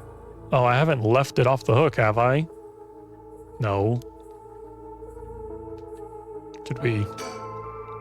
I'm waiting for Richter to contact me, but he hasn't. Make sure the receiver is on the hook. It'll ring as soon as he calls. Ah! That must be him. Do nothing. No, I'm gonna answer it. Hello, Shigima residents.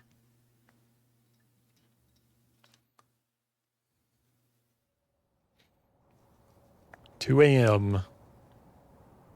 She waited for 2 hours. Komagata Bridge. Richter called me out to meet him, and we came here to Komagata Bridge. Richter, there's something I need to tell you. Funny, I was just thinking the same thing. We're at Komagata Bridge over the Sumida River. There's a highway on one side and a freeway on the other. They're both deserted this late at night. One of the bridges spanning the Sumida River, completed in 1927 as part of the reconstruction effort following the Great Kanto earthquake. It is notable both for its distinctive blue arches and the cutting-edge, for the time, techniques used in its construction. There are many bridges stretching across the Sumida River, each boasting a unique structural form and design.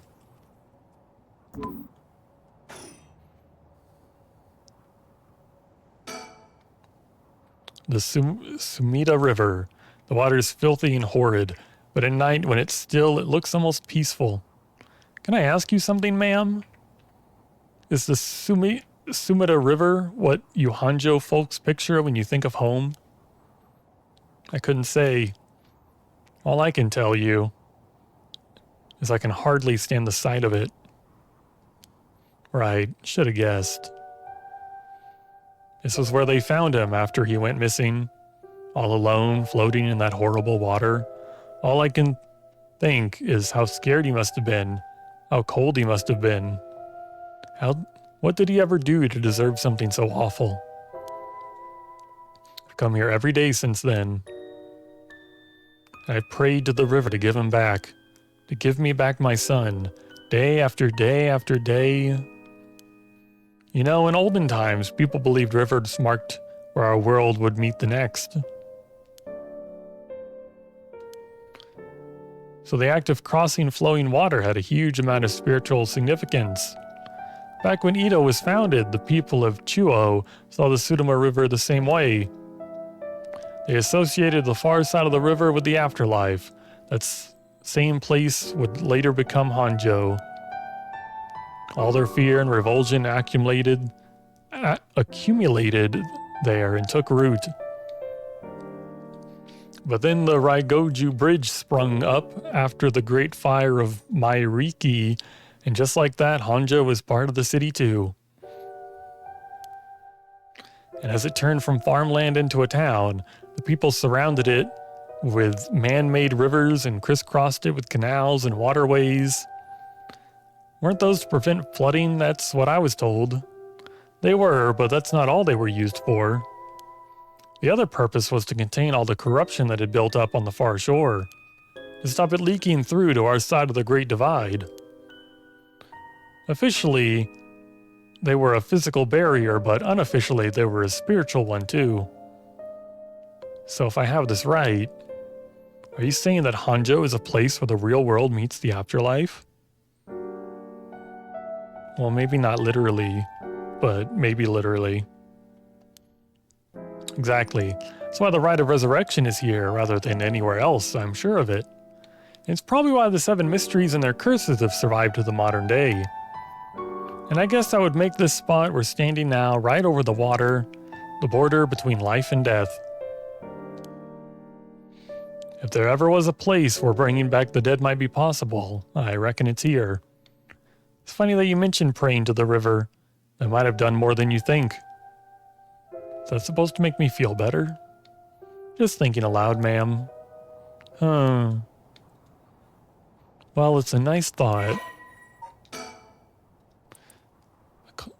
A Class A river that is part of the Arakawa River system, which runs through much of eastern Tokyo and empties into Tokyo Bay.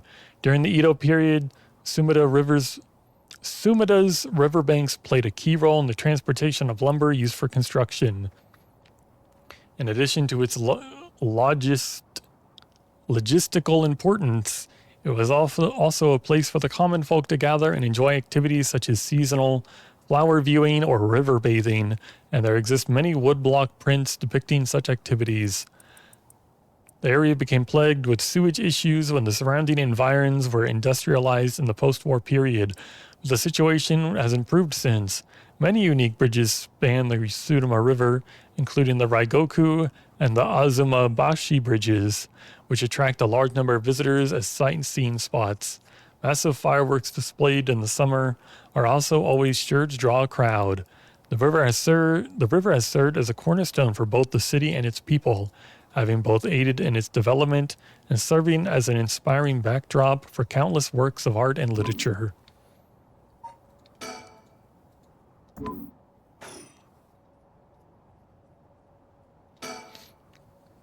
Oh, that's right. There's one more memory I have of this river. Do you mind if I tell you? Go ahead. It must have been about 20 years now when I was still a schoolgirl, back when the Sudamore River was much filthier than it is now. It's full of garbage and industrial discharge. It was scummy, slimy, and it stank. You could look over the water and see dead cats and dogs and pigeons just floating. One day, among all the filth and garbage, there was a piece of my missing classmate's hand. What? It's almost a miracle when you stop to think about it. What were the chances that someone would find a part of her that was still recognizable? And that although everything but the palm had rotted away in the water, the part that was left would have an identifiable scar, and that we could tell it'd been a murder from the blade marks on the bone. Wait, are you talking about the Najima murders? So you've heard of it. I'm impressed. I assume you were but an elementary schooler at the time. I wasn't really aware of it then. I only heard about it after the fact. I had no idea the victim was a classmate of yours. Fumichika Nejima, the man who made headlines over 2 decades ago as the perpetrator of the brutal killings known as the Nejima murders. To be honest, it was all a bit of a blur, a wave of chaos just partying around me. Something like that. They said the rest of her body must have sunk to the bottom of the river. They combed the riverbed, but they only ever found pieces. Everything else must have rotted and flowed out to sea. Afterwards, I heard all the divers who'd gone looking for her fell ill. Sorry story for everyone involved, huh? It's funny. Everyone figures the river is filthy already, so one more piece of garbage won't hurt. But every little bit makes it worse. It's a vicious cycle. I know I wouldn't want to go rooting around down there. That's right, which is why the riverbed is the last place anybody would go looking. Or so was the killer's thinking, I suppose. The times were changing quickly back then. Things were confusing. Everyone seemed to be in a hurry. Young people were moving to Tokyo in droves. Some even ran away from home to make it in the big city. They made easy targets for bad people. A lot of them ended up disappearing without a trace. You see, back then, if you chopped a body up into tiny pieces and threw it in the river, it would rot quickly and discreetly and sink to the bottom, never to be seen again. Are you saying what I think you're saying? They arrested him shortly after. Fumichika Najimi, the man who killed my classmate and cut her into pieces. He was so methodical about it, it couldn't have been his first crime. And people began to wonder how many other girls he'd murdered the same way. The police never found any evidence of other murders in the end, but the river knows the truth. How many corpses has it swallowed up over the years, I wonder? The same thought spread through everyone's mind, and they started to avoid this area. So really, the river has been rank with corruption for decades now. Or at least that's how it seems to me. Well, was that interesting? Well, I can see why you don't have any good memories of this river. With all that darkness lurking beyond the surface, there's no reason that you would. But if I may, ma'am, I'm surprised you know so much about the Najima murders. How could I not? After all, I was the one who found the hand. Ugh. The police actually wrote me a thank you letter. They say it was only thanks to me that they managed to bring Najima to justice. That was the only time my father ever said he was proud of me. Huh. Guess it just wasn't the killer's day. Sometimes I wonder if he resents me for it. Is there a sticker around here? I feel like they'd be pretty easy to... Yeah, there it is. Pretty easy to see on this background. Mockingbird number 18. It's dressed like a schoolgirl.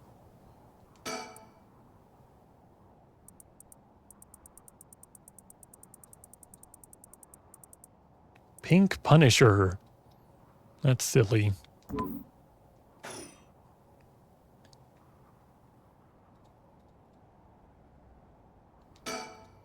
He's gazing down at the water.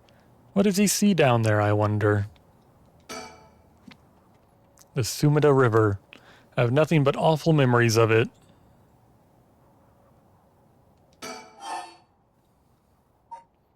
I'll go first. There's something I need to tell you. What's up? Well, that girl, Michio Shiraishi, the one who was with Suichi on the day of the kidnapping, that's her. Well, she's dead.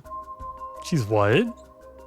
The student who committed suicide last week, that was her. I heard something like that had happened. Never got the name though. Talk about bad luck. We finally get a lead, only to find it's turned into a literal dead end. Unless her death was the whole reason Jonouchi was so shaken up. He said, I'm so sorry. He said she was going to curse him. Was he talking about taking revenge from beyond the grave? I'm guessing you heard the sneeze, Sonny. It's okay. I'm getting kind of hungry.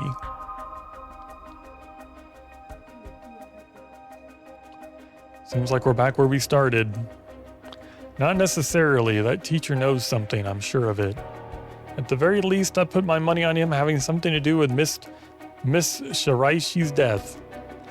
That's why he's so scared of being cursed by her. I see. And also, something tells me he knows more about your son's kidnapping. In any case, I think I've got a good idea of what he's hiding. Call it a hunch. A hunch? Well, more of a theory. Care to take a guess? I can guess. I can't say for certain, but... Mr. Jonouchi...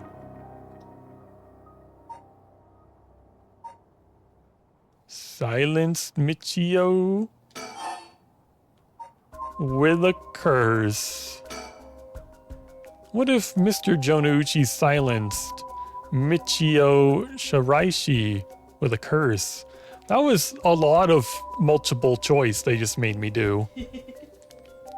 What do you think?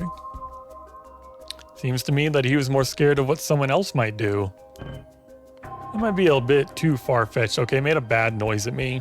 It went ba-bum. I see. I'm sorry if I disappointed you.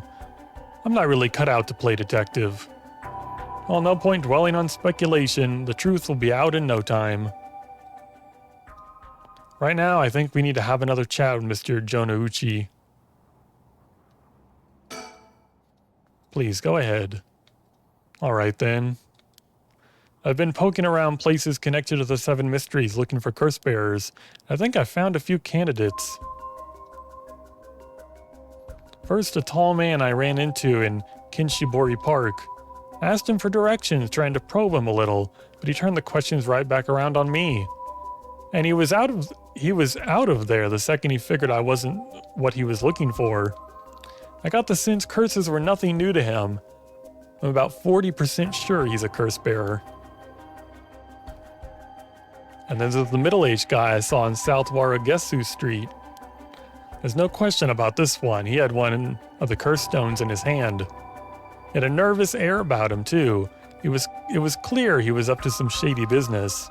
Gathering soul dregs, I bet. He'd make a good target. Next up, it's a pair, a young man and a woman I saw around Raigoko Bridge. This time, the man came up to me and asked me flat out if I was a curse bearer. I told him I didn't know what he was talking about, and he backpedaled and left. Looks like they lurk around there often, looking for kindred spirits, would be my guess. Though it didn't seem like they were quite working as a pair. Gathering soul dregs in a group might be a decent idea if you can make it work. But with things being how they are, it's gotta be hard to find folks one can trust. They've got brass though. I don't know what their deal is, but I'd like to find out. The last is 2 detectives I've seen sniffing around. The police are involved. Not necessarily. A body turned up in a local park a few days ago. So they might just be looking into that. Still, the park's got ties to one of the 7 mysteries. Might be it was a curse that did the guy in. And if they're sending detectives from the head office, then something's got to be up. How do you know where they're from? Let's just say when you're in the business, there are some faces you get to know. Anyway, that's everyone who's caught my eye. You found all of them in such little time? I really did hire the best. Hello, JC Stargirl. Thanks for coming by. It's all in the name, ma'am. Richter Kai, P.I. No, wait, make that Richter Kai Investigator Extraordinaire. Mine, Investigator Extraordinaire. Is that why you can dress like that without drawing attention to yourself? Oh, ad time, okay. I'll take a little break. And we can run an ad. My voice could definitely use a break. I'm starting to feel the effects of talking for 2.5 hours straight.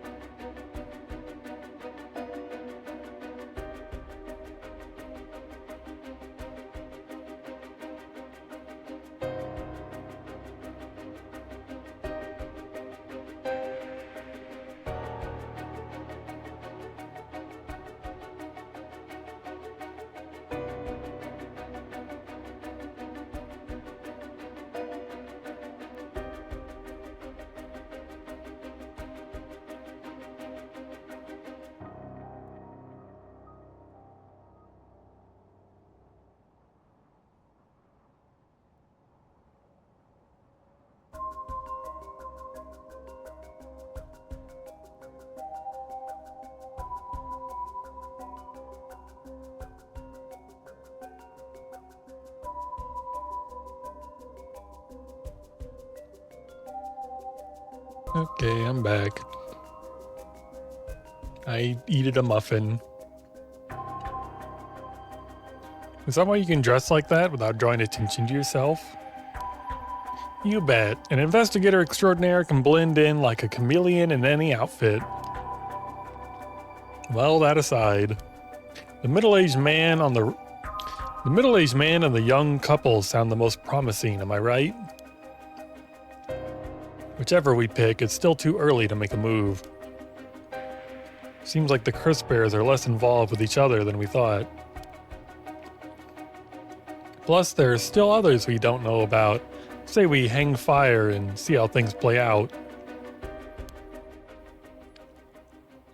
Once more bodies start showing up, that'll get the pot nice and hot. Once it's boiling, our chance will come.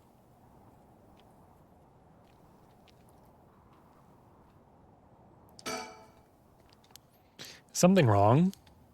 Not really, it just struck me. It's been 20 years since the Nejima murders.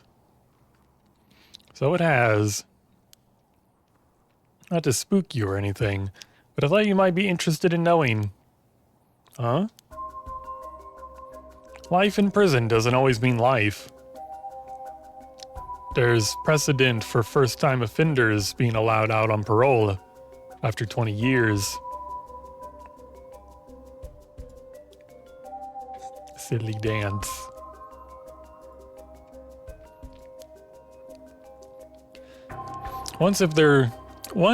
Only if they're found to show remorse and the desire to reform themselves, of course.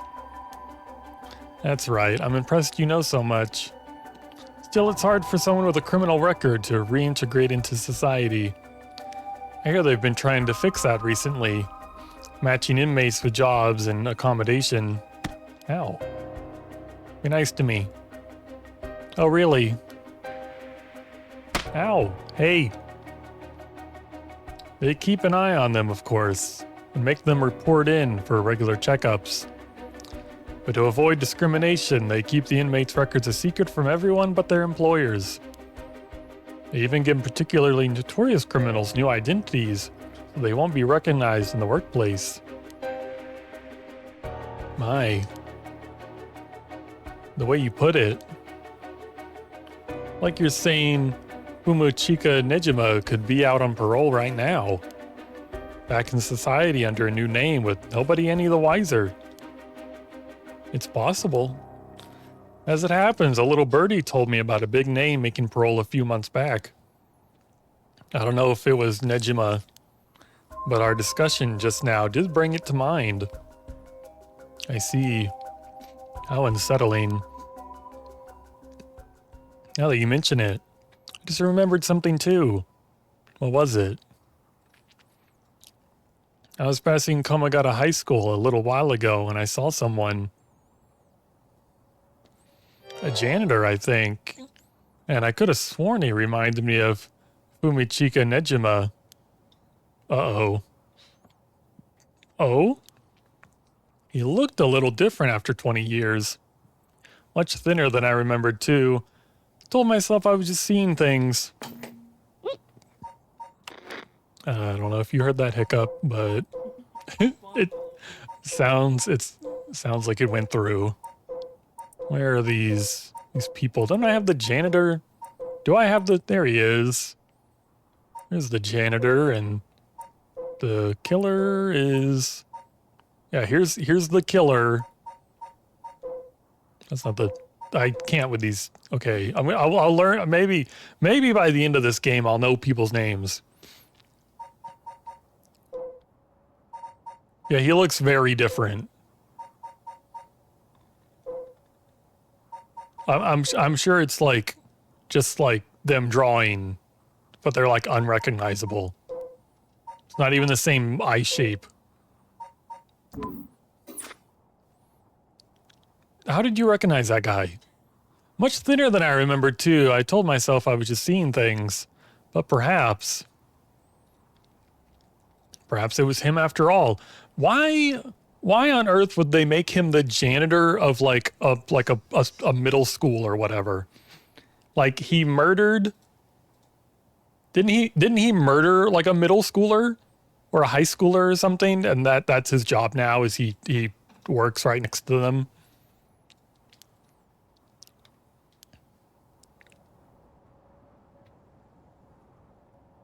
So, what next? The big question now is what the rest of the curse bearers are up to. Luckily, the Tsunoma River is a good distance from any of the 7 mysteries. It's unlikely the other curse bearers will come all the way here. I can finally have a moment to think. I see. All right. Excuse me. Huh? We're about to get jump scared if we turn around. Oh no, she's further than I expected. Where did she come from? It's like she appeared out of nowhere. I didn't mean to startle you. Is this the other girl in that, like, pair? The guy who sucks at being a curse bearer? I'm terribly sorry if I've gotten the wrong people, but would you happen to be curse bearers? Curse bearers? What's that then? It means someone who's gathering souls for the rite of resurrection. You have heard of the rite of resurrection, haven't you? Everybody's talking about it. Color me intrigued. Care to tell me more, miss? What was your name again? Oh, silly me. I'm Ayami Tono. University student. We didn't just get a file on her. She says her name is Ayami, but I'd guess she's around 20. She must be brave walking around alone like this late, or maybe there's more to it. I should ask her what her deal is. There's more to the rite of resurrection than meets the eye, you see. So the best way to collect soul dregs is to kill other curse bearers. And that's about the size of it. I hope it wasn't too much to follow. No, I think I got the gist. Funny old world we live in, huh? So are you saying you're one of these curse bearers? Well, not quite. It's complicated. I'm not, but Yutaro is. Yutaro, is that your boyfriend? Oh, heavens no, just a friend. His full name is Yutaro Namigaki. We're, I suppose you could say, partners in crime. Funny way of putting it. So where is this Yutaro now? Well, about that, he's not actually a curse bearer anymore. He's more like a former curse bearer. Former? How so? I don't really know the details myself, but apparently he lost his curse stone. Typical, right? He makes such a show of being a top student only to flunk where it counts. So now I'm out here looking for curse bearers myself. If you want something done right... He lost it? How did he do that? I wasn't with him at the time, so I don't know exactly what happened. All I know is that he came back saying he didn't have it anymore. Although, well... Strange that you'd probe into that of all things. Just a curious sword, that's all. Sorry if it's a touchy subject. Oh, I don't mind. I don't particularly care about keeping it a secret.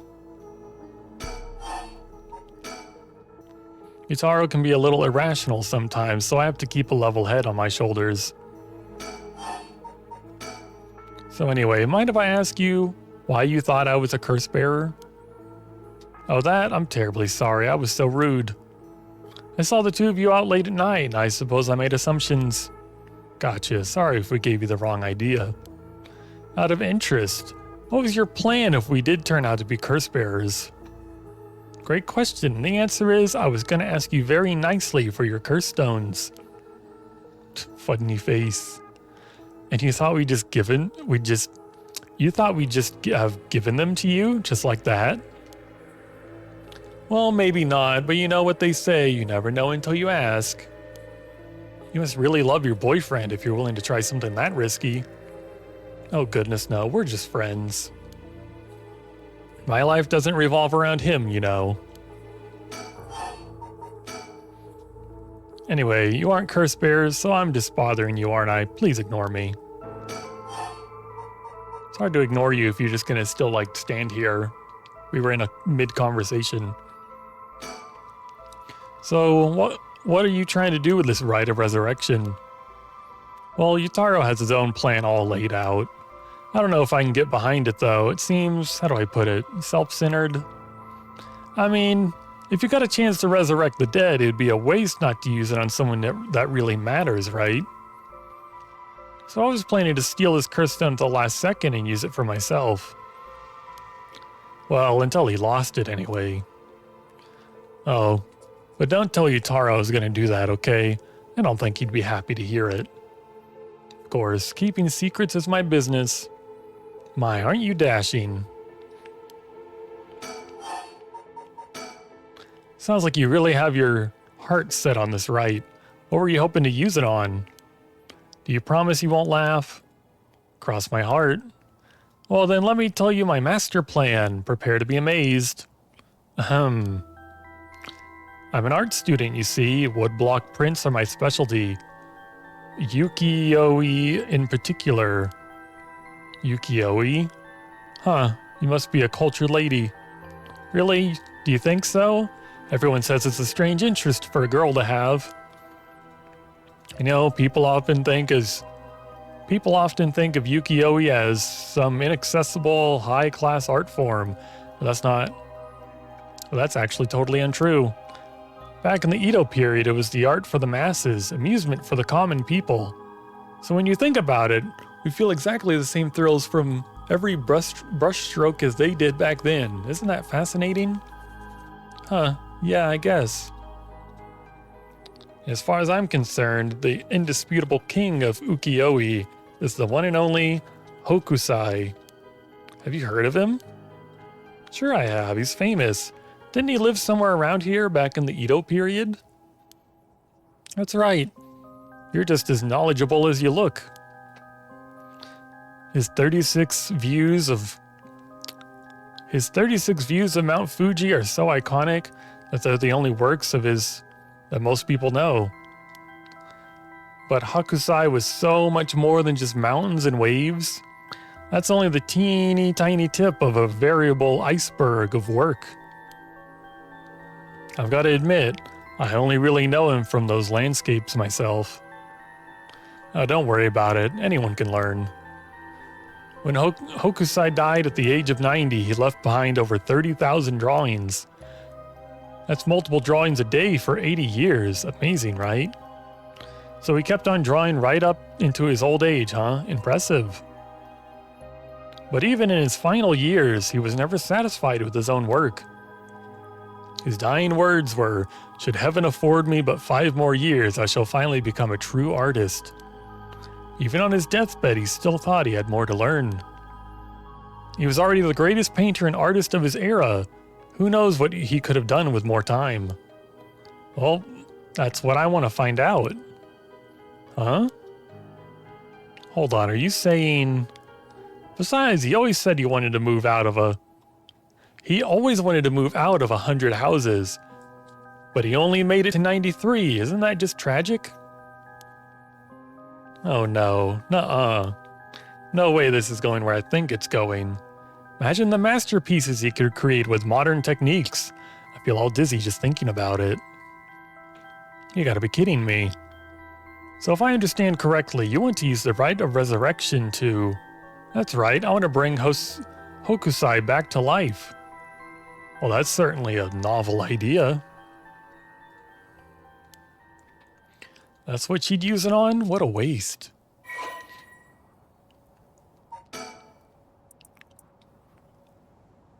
Katsushika Hokusai. A master ukiyo-e artist, 1760 to 1849. Hokusai was active during the late Edo period, considered to be the golden age of ukiyo-e in Japan. Born in Honjo, Hokusai spent most of his life in the area, now known as Sumida City.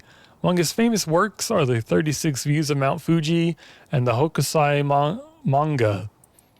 Hokusai was a prolific artist from a young age and was left behind a wide variety of works, producing an estimated 30,000 pieces during his lifetime. Though the general popularity of ukiyo-e declined during the Meiji period, Hokusai remained a core figure at the center of the Japonism movement. Japonismi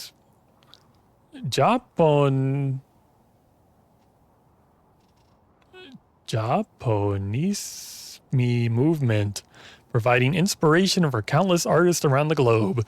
Despite his fame, Hokusai himself was said to be rather indifferent to money or decorum, and lived a life that quite appropriately resembled that of the whimsical and otherworldly scenes that often depicted in ukiyo-e.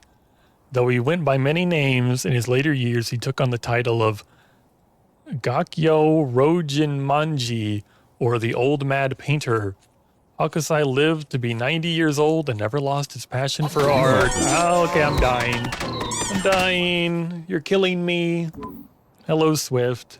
What are you doing up so late or so early? How are you?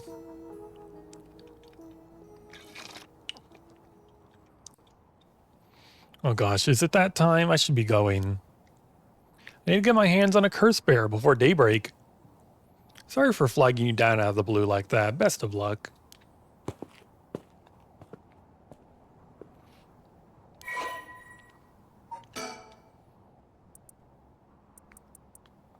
Ayami is a clever but calculating university student and only has time for her own interest. She's making the best of a recent boom in the popularity of female university students, incited by their appearance across TV commercials and radio programs. Ayami is content to ride this trend so long as it allows her to get her hands on whatever she needs and wants in life. Recently, Ayami has figured out that older men will fall for her if she acts a little bit stupid. She was approached by Yutaro Namigaki in town, and although she was not attracted to him, agreed to date him because his family seemed rich. However, she does not think much of him as a human being and is beginning to grow bored of their relationship. Well, there goes trouble. If we're going after curse stones, we should keep an eye on her, too, if we can. Why do you say that? Well, before she left, she wished us best of luck. She's got at least an inkling that we're both curse bearers. My. There's a good chance we'll clash sooner or later. We're after the same thing, after all. You head on back to the mansion, ma'am. I think I'll tail her for a while. Whoa. Hi, other guy. You enjoying your coconut? Swift, redeem your nut. Do it now.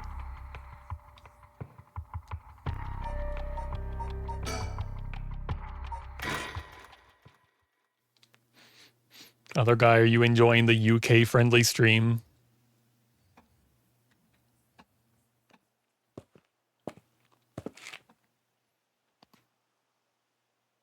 Back here again. I left Richter to continue looking for curse bearers. Came home alone. Sticker's out. Oh, there's a sticker.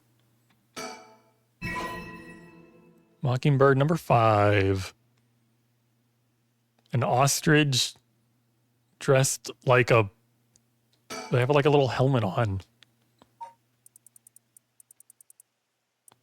The ostracizer. That's silly. Of course, they're obviously all silly. It was too early to be watching these cardboard people. But I love these cardboard people and these cardboard background. It's great.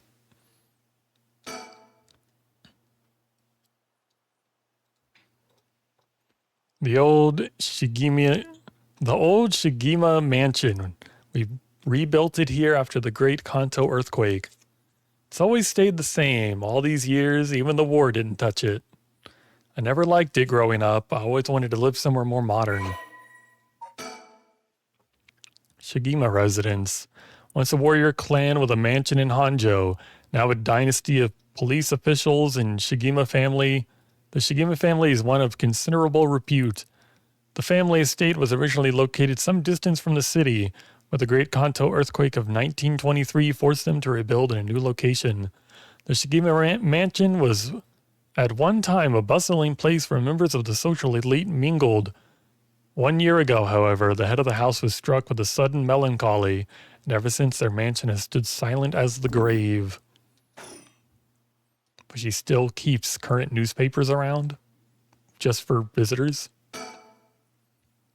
I can hear the wind rustling in the trees.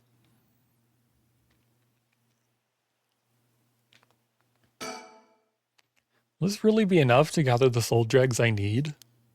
What if nobody uses any more curses? I'll lose my chance to bring them back.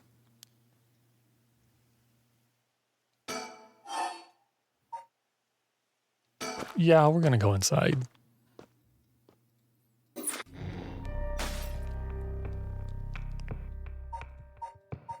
Okay, well that's a dead end now. Do I go back here? Failure to escape? Alka decides to return to the school concerned that Mio and Mr. Huh? Oh, maybe it is here. You're Sunny, you're smart. Go to the bright crack, not the grayed out.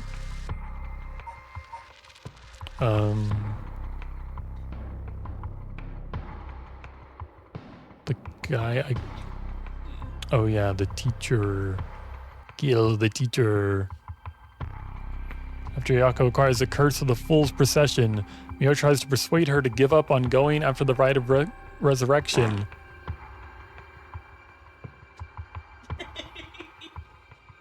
Other guy. Other guy. That's gross.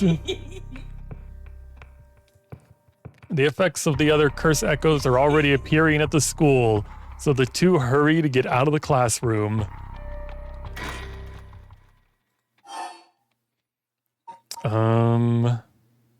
I forget when the teacher shows up. Is it after leaving classroom? Sorry, it's the baked beans. Please find a better tasting food. Teacher? Things we've already seen? Well, things we saw in part 1. Ooh, spooky face. Did we go too late? Maybe? Because, yeah, she just runs outside and...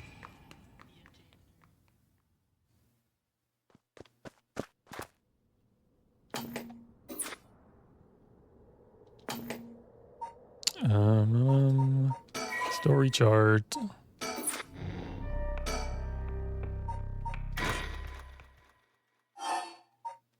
From the beginning, I suppose. You could do leaving classroom. Didn't I click leaving classroom before? I chose like the second option. And then she just goes like straight outside. Someone's in the classroom. Huh? Okay, this must be. Something moved inside. Check it out stealthily. Might be the curse bearer who used that curse echo just now. We can see who it is. It might help us decide what to do later. That's true. Okay, be careful. I think I remember like not what... Actually, if I decide not to check it out, doesn't like our friend check it out? But now we're checking it out. Well, can you see anything? Try and get a look around. There's stickers in here. Hey, that's not stickers. Ah. Huh? Is that our homeroom teacher, Mr. Jonouchi?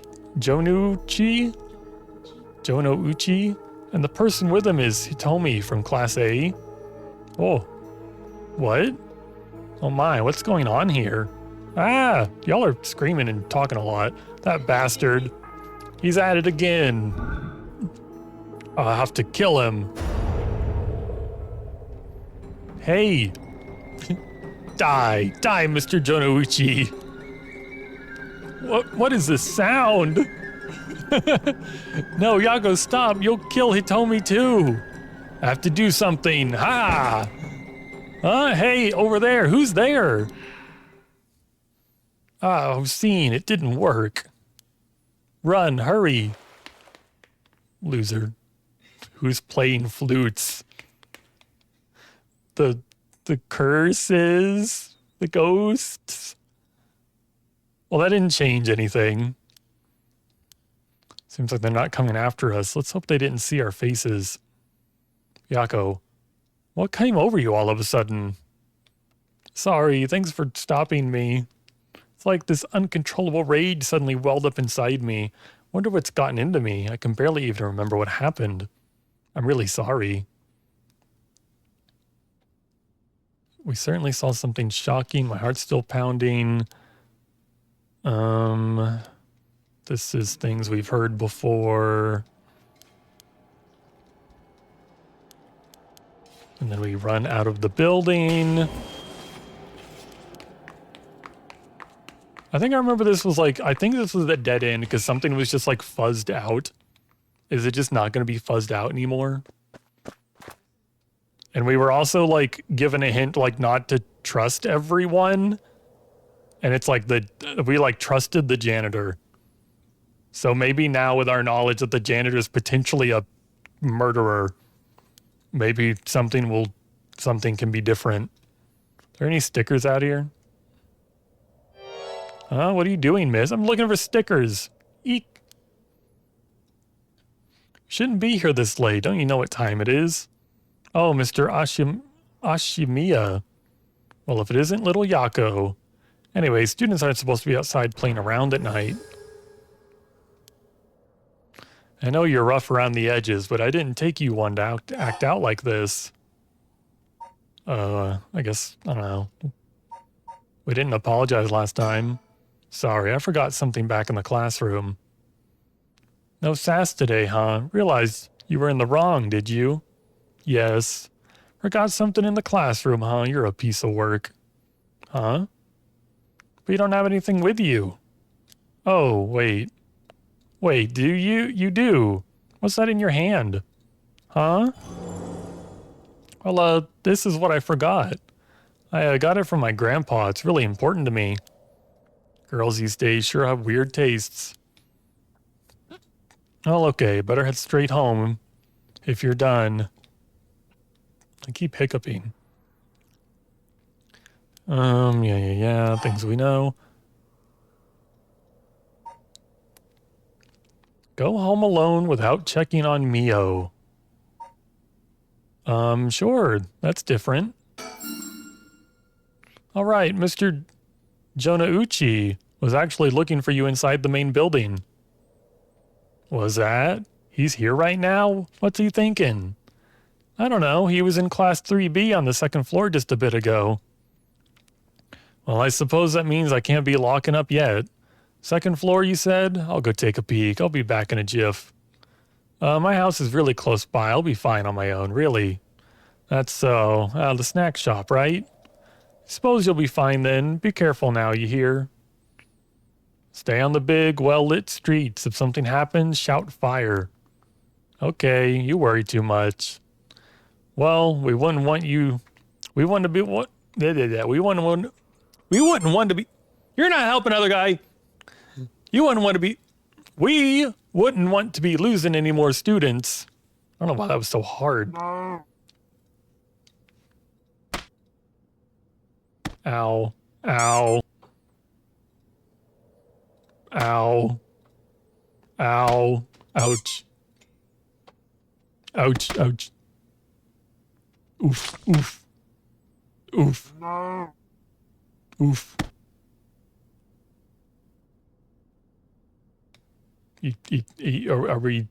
Are we satisfied? Is my like head been dented in enough? I'm just trying to read. I can't read. I can't read anymore. I've lost the ability. Ouch. Although I imagine you know that better than anyone.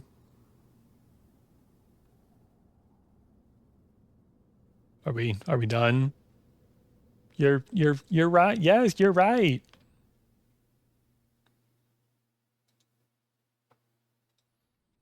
Yako Sakazaki, 2 a.m. We're protesting. Why are you protesting?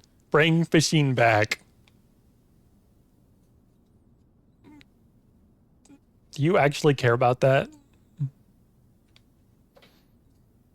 Mio's late. I've been waiting for 20 or 30 minutes, but there's no sign of her. Huh? There's someone coming down the road. That's... Oh no, a teacher. It's Mr. Araishi. He looks on edge. I wonder what he's doing. Wait, he's the one who discovered the resurrection. It wouldn't be strange for him to be involved with the curses. Fishing. Maybe next stream fishing can return. I wonder if he has a curse stone. What do I do? But it's way past the 10 minutes Mio said she'd be here by. I managed to escape. I can't let that go to waste. I need to get out of here before anyone sees me.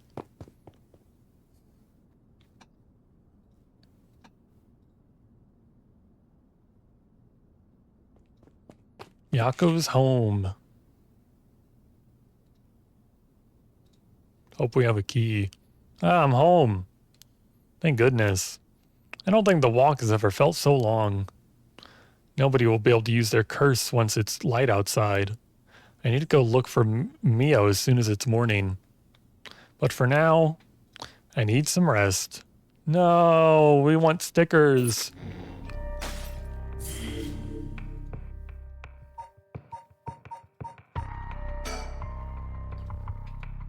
Threatening phone call. After persuading Araishi, the curse bearer of the ever-burning lantern, to give up his stone, Susumi and Irio have obtained 3 curse stones in total. They continue their investigation of the town in search of the remaining curse bearers. Tetsuo Susumi, 4 a.m. Road. Any road. The one road. Well, with this, we'll have visited every place connected to the 7 mysteries.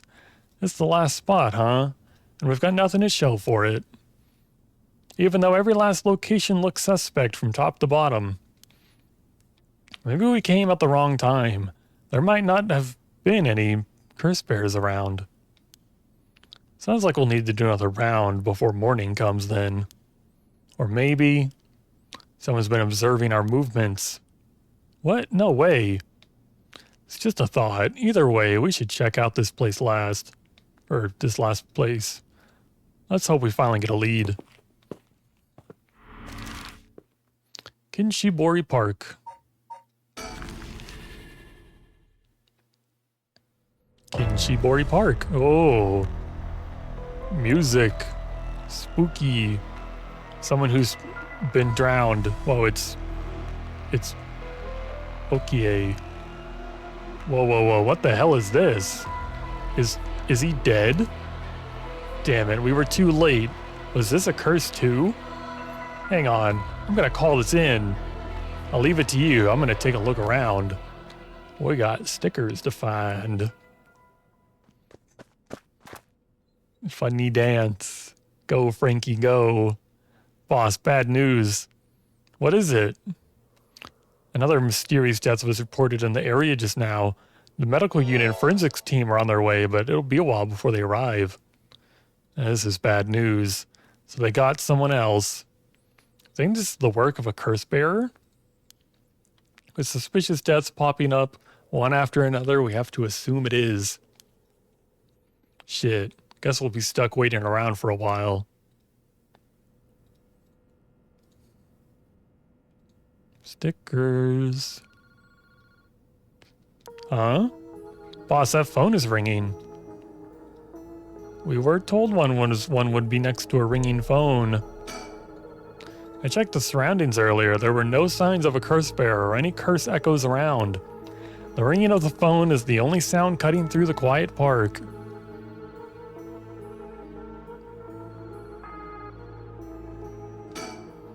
He seems distracted by the phone. Boss, the phone. What about it? It's ringing. It sure is. Aren't you gonna pick it up? Why would I? Why wouldn't you? It's super suspicious.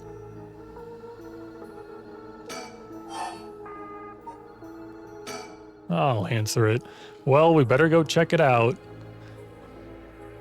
This is set in an alternative universe where nighttime lasts 25 days.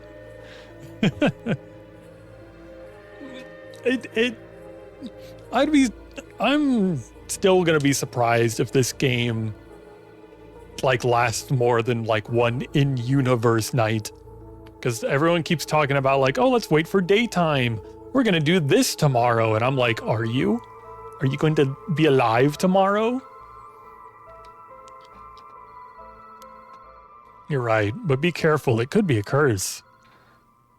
Hey, I said we. You expect me to go alone? You're the one who's tough against this stuff. Don't worry, boss. You can do it. Go on now. Damn it.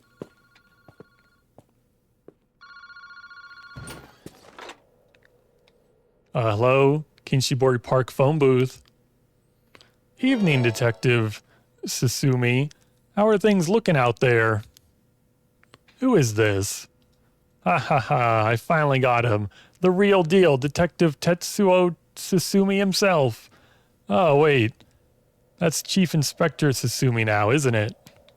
You've come a long way since we last met. I asked you to identify yourself. Man, have you forgotten already, after all the time we spent together?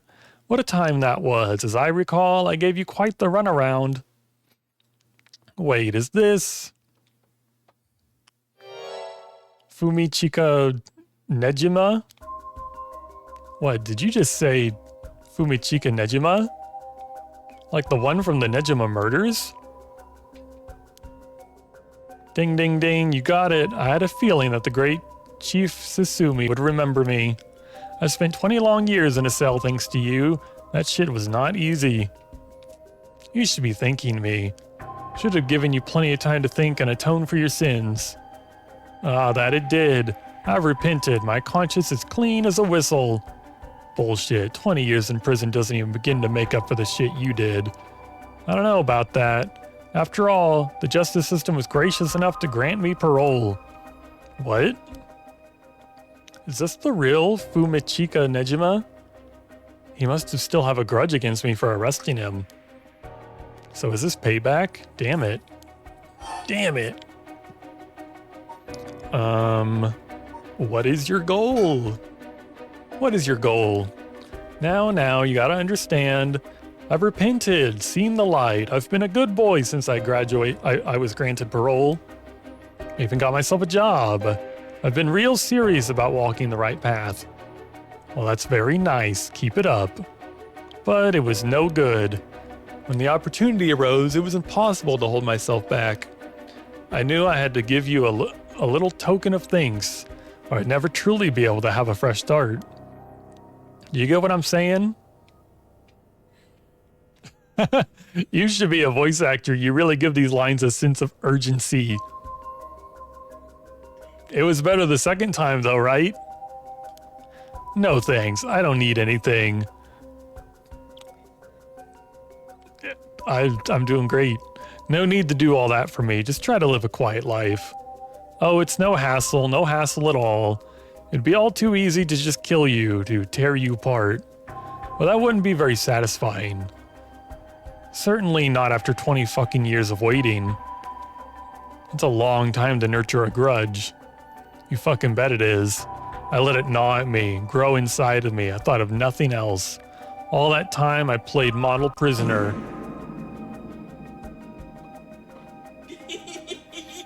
Other guy. What do they feed you over there?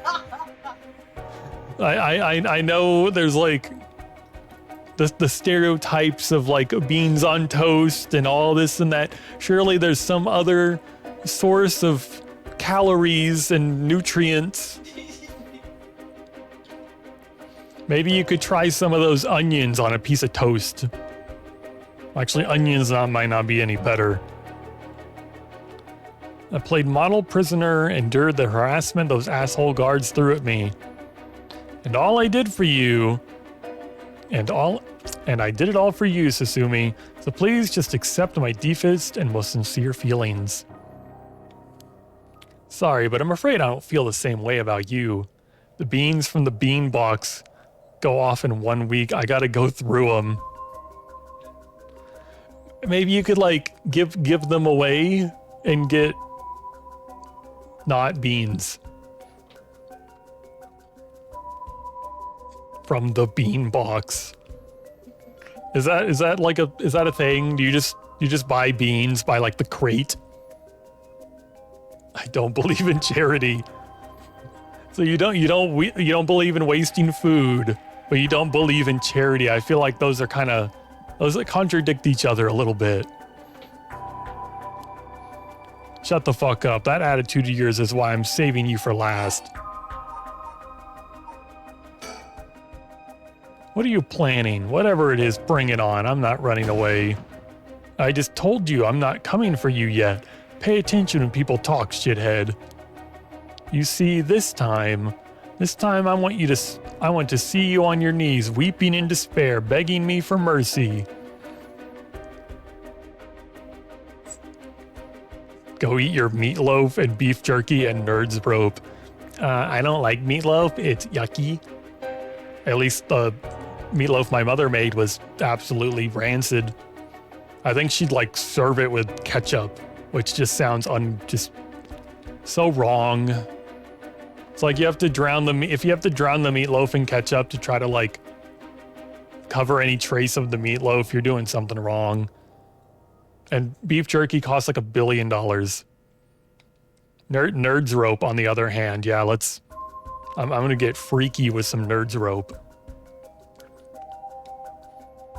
Wah, oh no, I'm so sorry, dear Nejima. Please forgive me. I won't do it again.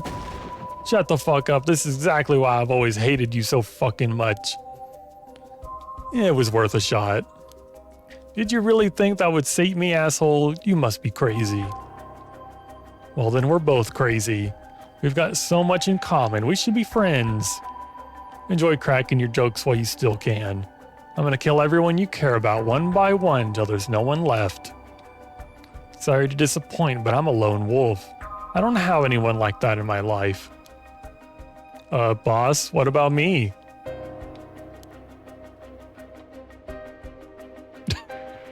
Quote ad, I'm gonna get freaky with some Nerds Rope. Honestly, don't even know what that means. I was imagining like you somehow like weave clothing out of Nerds Rope. Like you get like a Nerds Rope thong or something. Oh wait, are you just trying to protect me? It's not a single person you care about? I wonder what your sweet daughter would think if she were to hear that. Ugh. Don't you fucking dare, I'm warning you. Oh, very nice. That is more like it. She's living all by her own now, isn't she? Attending university and all, such a good girl. Oh my, don't tell me that she just happens to live in Honjo. What? She does? No, forget it. This isn't funny, asshole. I'm gonna find you and make you pay. I love it. Keep going. I want to hear you lose your mind. It's music to my ears. Oh, fuck you. I look forward to chopping up your precious daughter. It'll just be like old times. I won't let that happen. Okay, we don't want to talk about that anymore, I guess. How do you know where I am? That's my favorite part. You sound the sound of confusion in your voice. It's to die for. This is delicious. I can't get enough. I'm not telling you shit. Have fun racking your tiny little brain for it. Wahaha. Yeah, I'm so good at voice acting. Wahaha. I guess I could give you a little hint. Go on. Well, you see, I have the one-sided reed.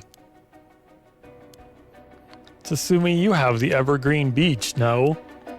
Nejima, you're a curse bearer. You're using the power of the curse. Yeah, he's got like the perfect curse, doesn't he? He loves chopping people up, and now he's got the one-sided reed. The power of chopping people up. Indeed, and what a peculiar curse it is. Well, that's where my hints end. Wahahaha. He sounds like a One Piece villain. Why does he laugh like an idiot? Wahaha. God damn it, the curse echo couldn't have fallen into worse hands. One more thing we should discuss. In fact, it's the most important thing. Thought you were finally gonna shut up. I'm already sick of you, so I'll pass. Oh, but you don't want to miss this. It's the main course. I could just go after your daughter, but something tells me you'd get bored. No, I'm good. You got me real fired up. You're in my head. Well done. This is a gift tailor-made for you. I'm gonna kill all the people you swore to protect, every last person living here. You couldn't. Oh, but with this curse of mine, I can. I'll give you until dusk.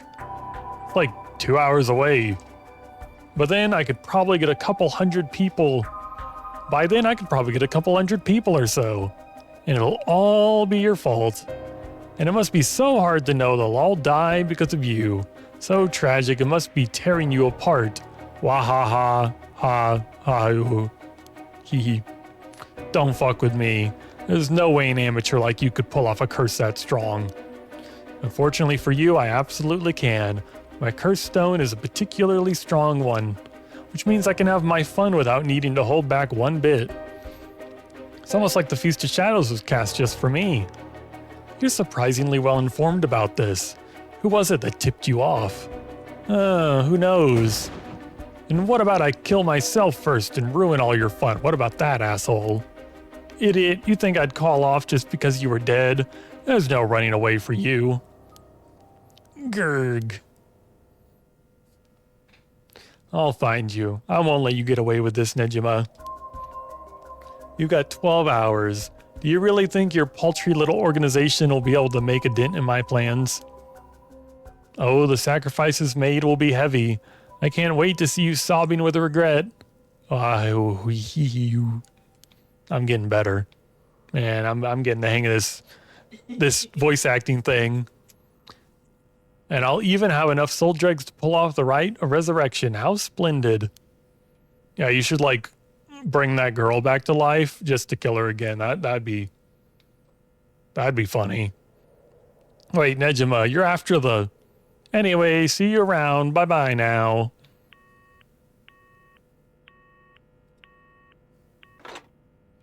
Is there a sticker in the phone booth? Boss. Irio, did you catch all that? Nejima, what is he planning? Who knows? For now, we need to find him and get him into custody. Send word to HQ. But the fact that the 7 mysteries all wrap this up... But the fact that the 7 mysteries are wrapped up in this is going to make things tricky. You mean with Nejima being a curse bearer? Just our luck, really. Couldn't have been a worse guy. Sounds like his curse will be able to kill a lot of people at once. I'd like to avoid getting our investigators caught in the crossfire.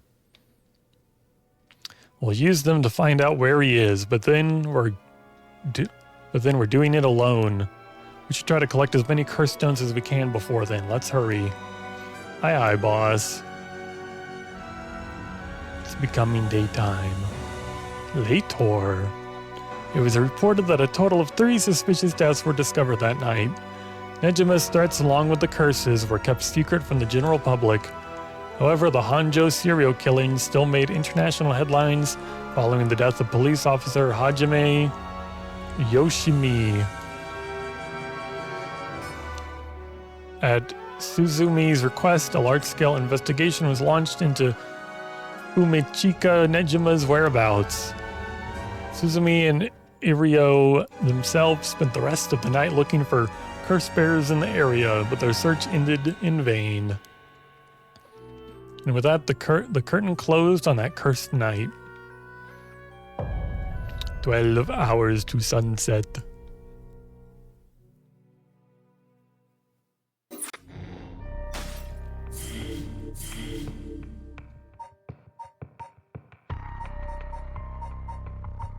Well, this seems like a decent end to... A decent time to end this for now. I'm feeling the pain in my throat. The game has given us a nice natural end.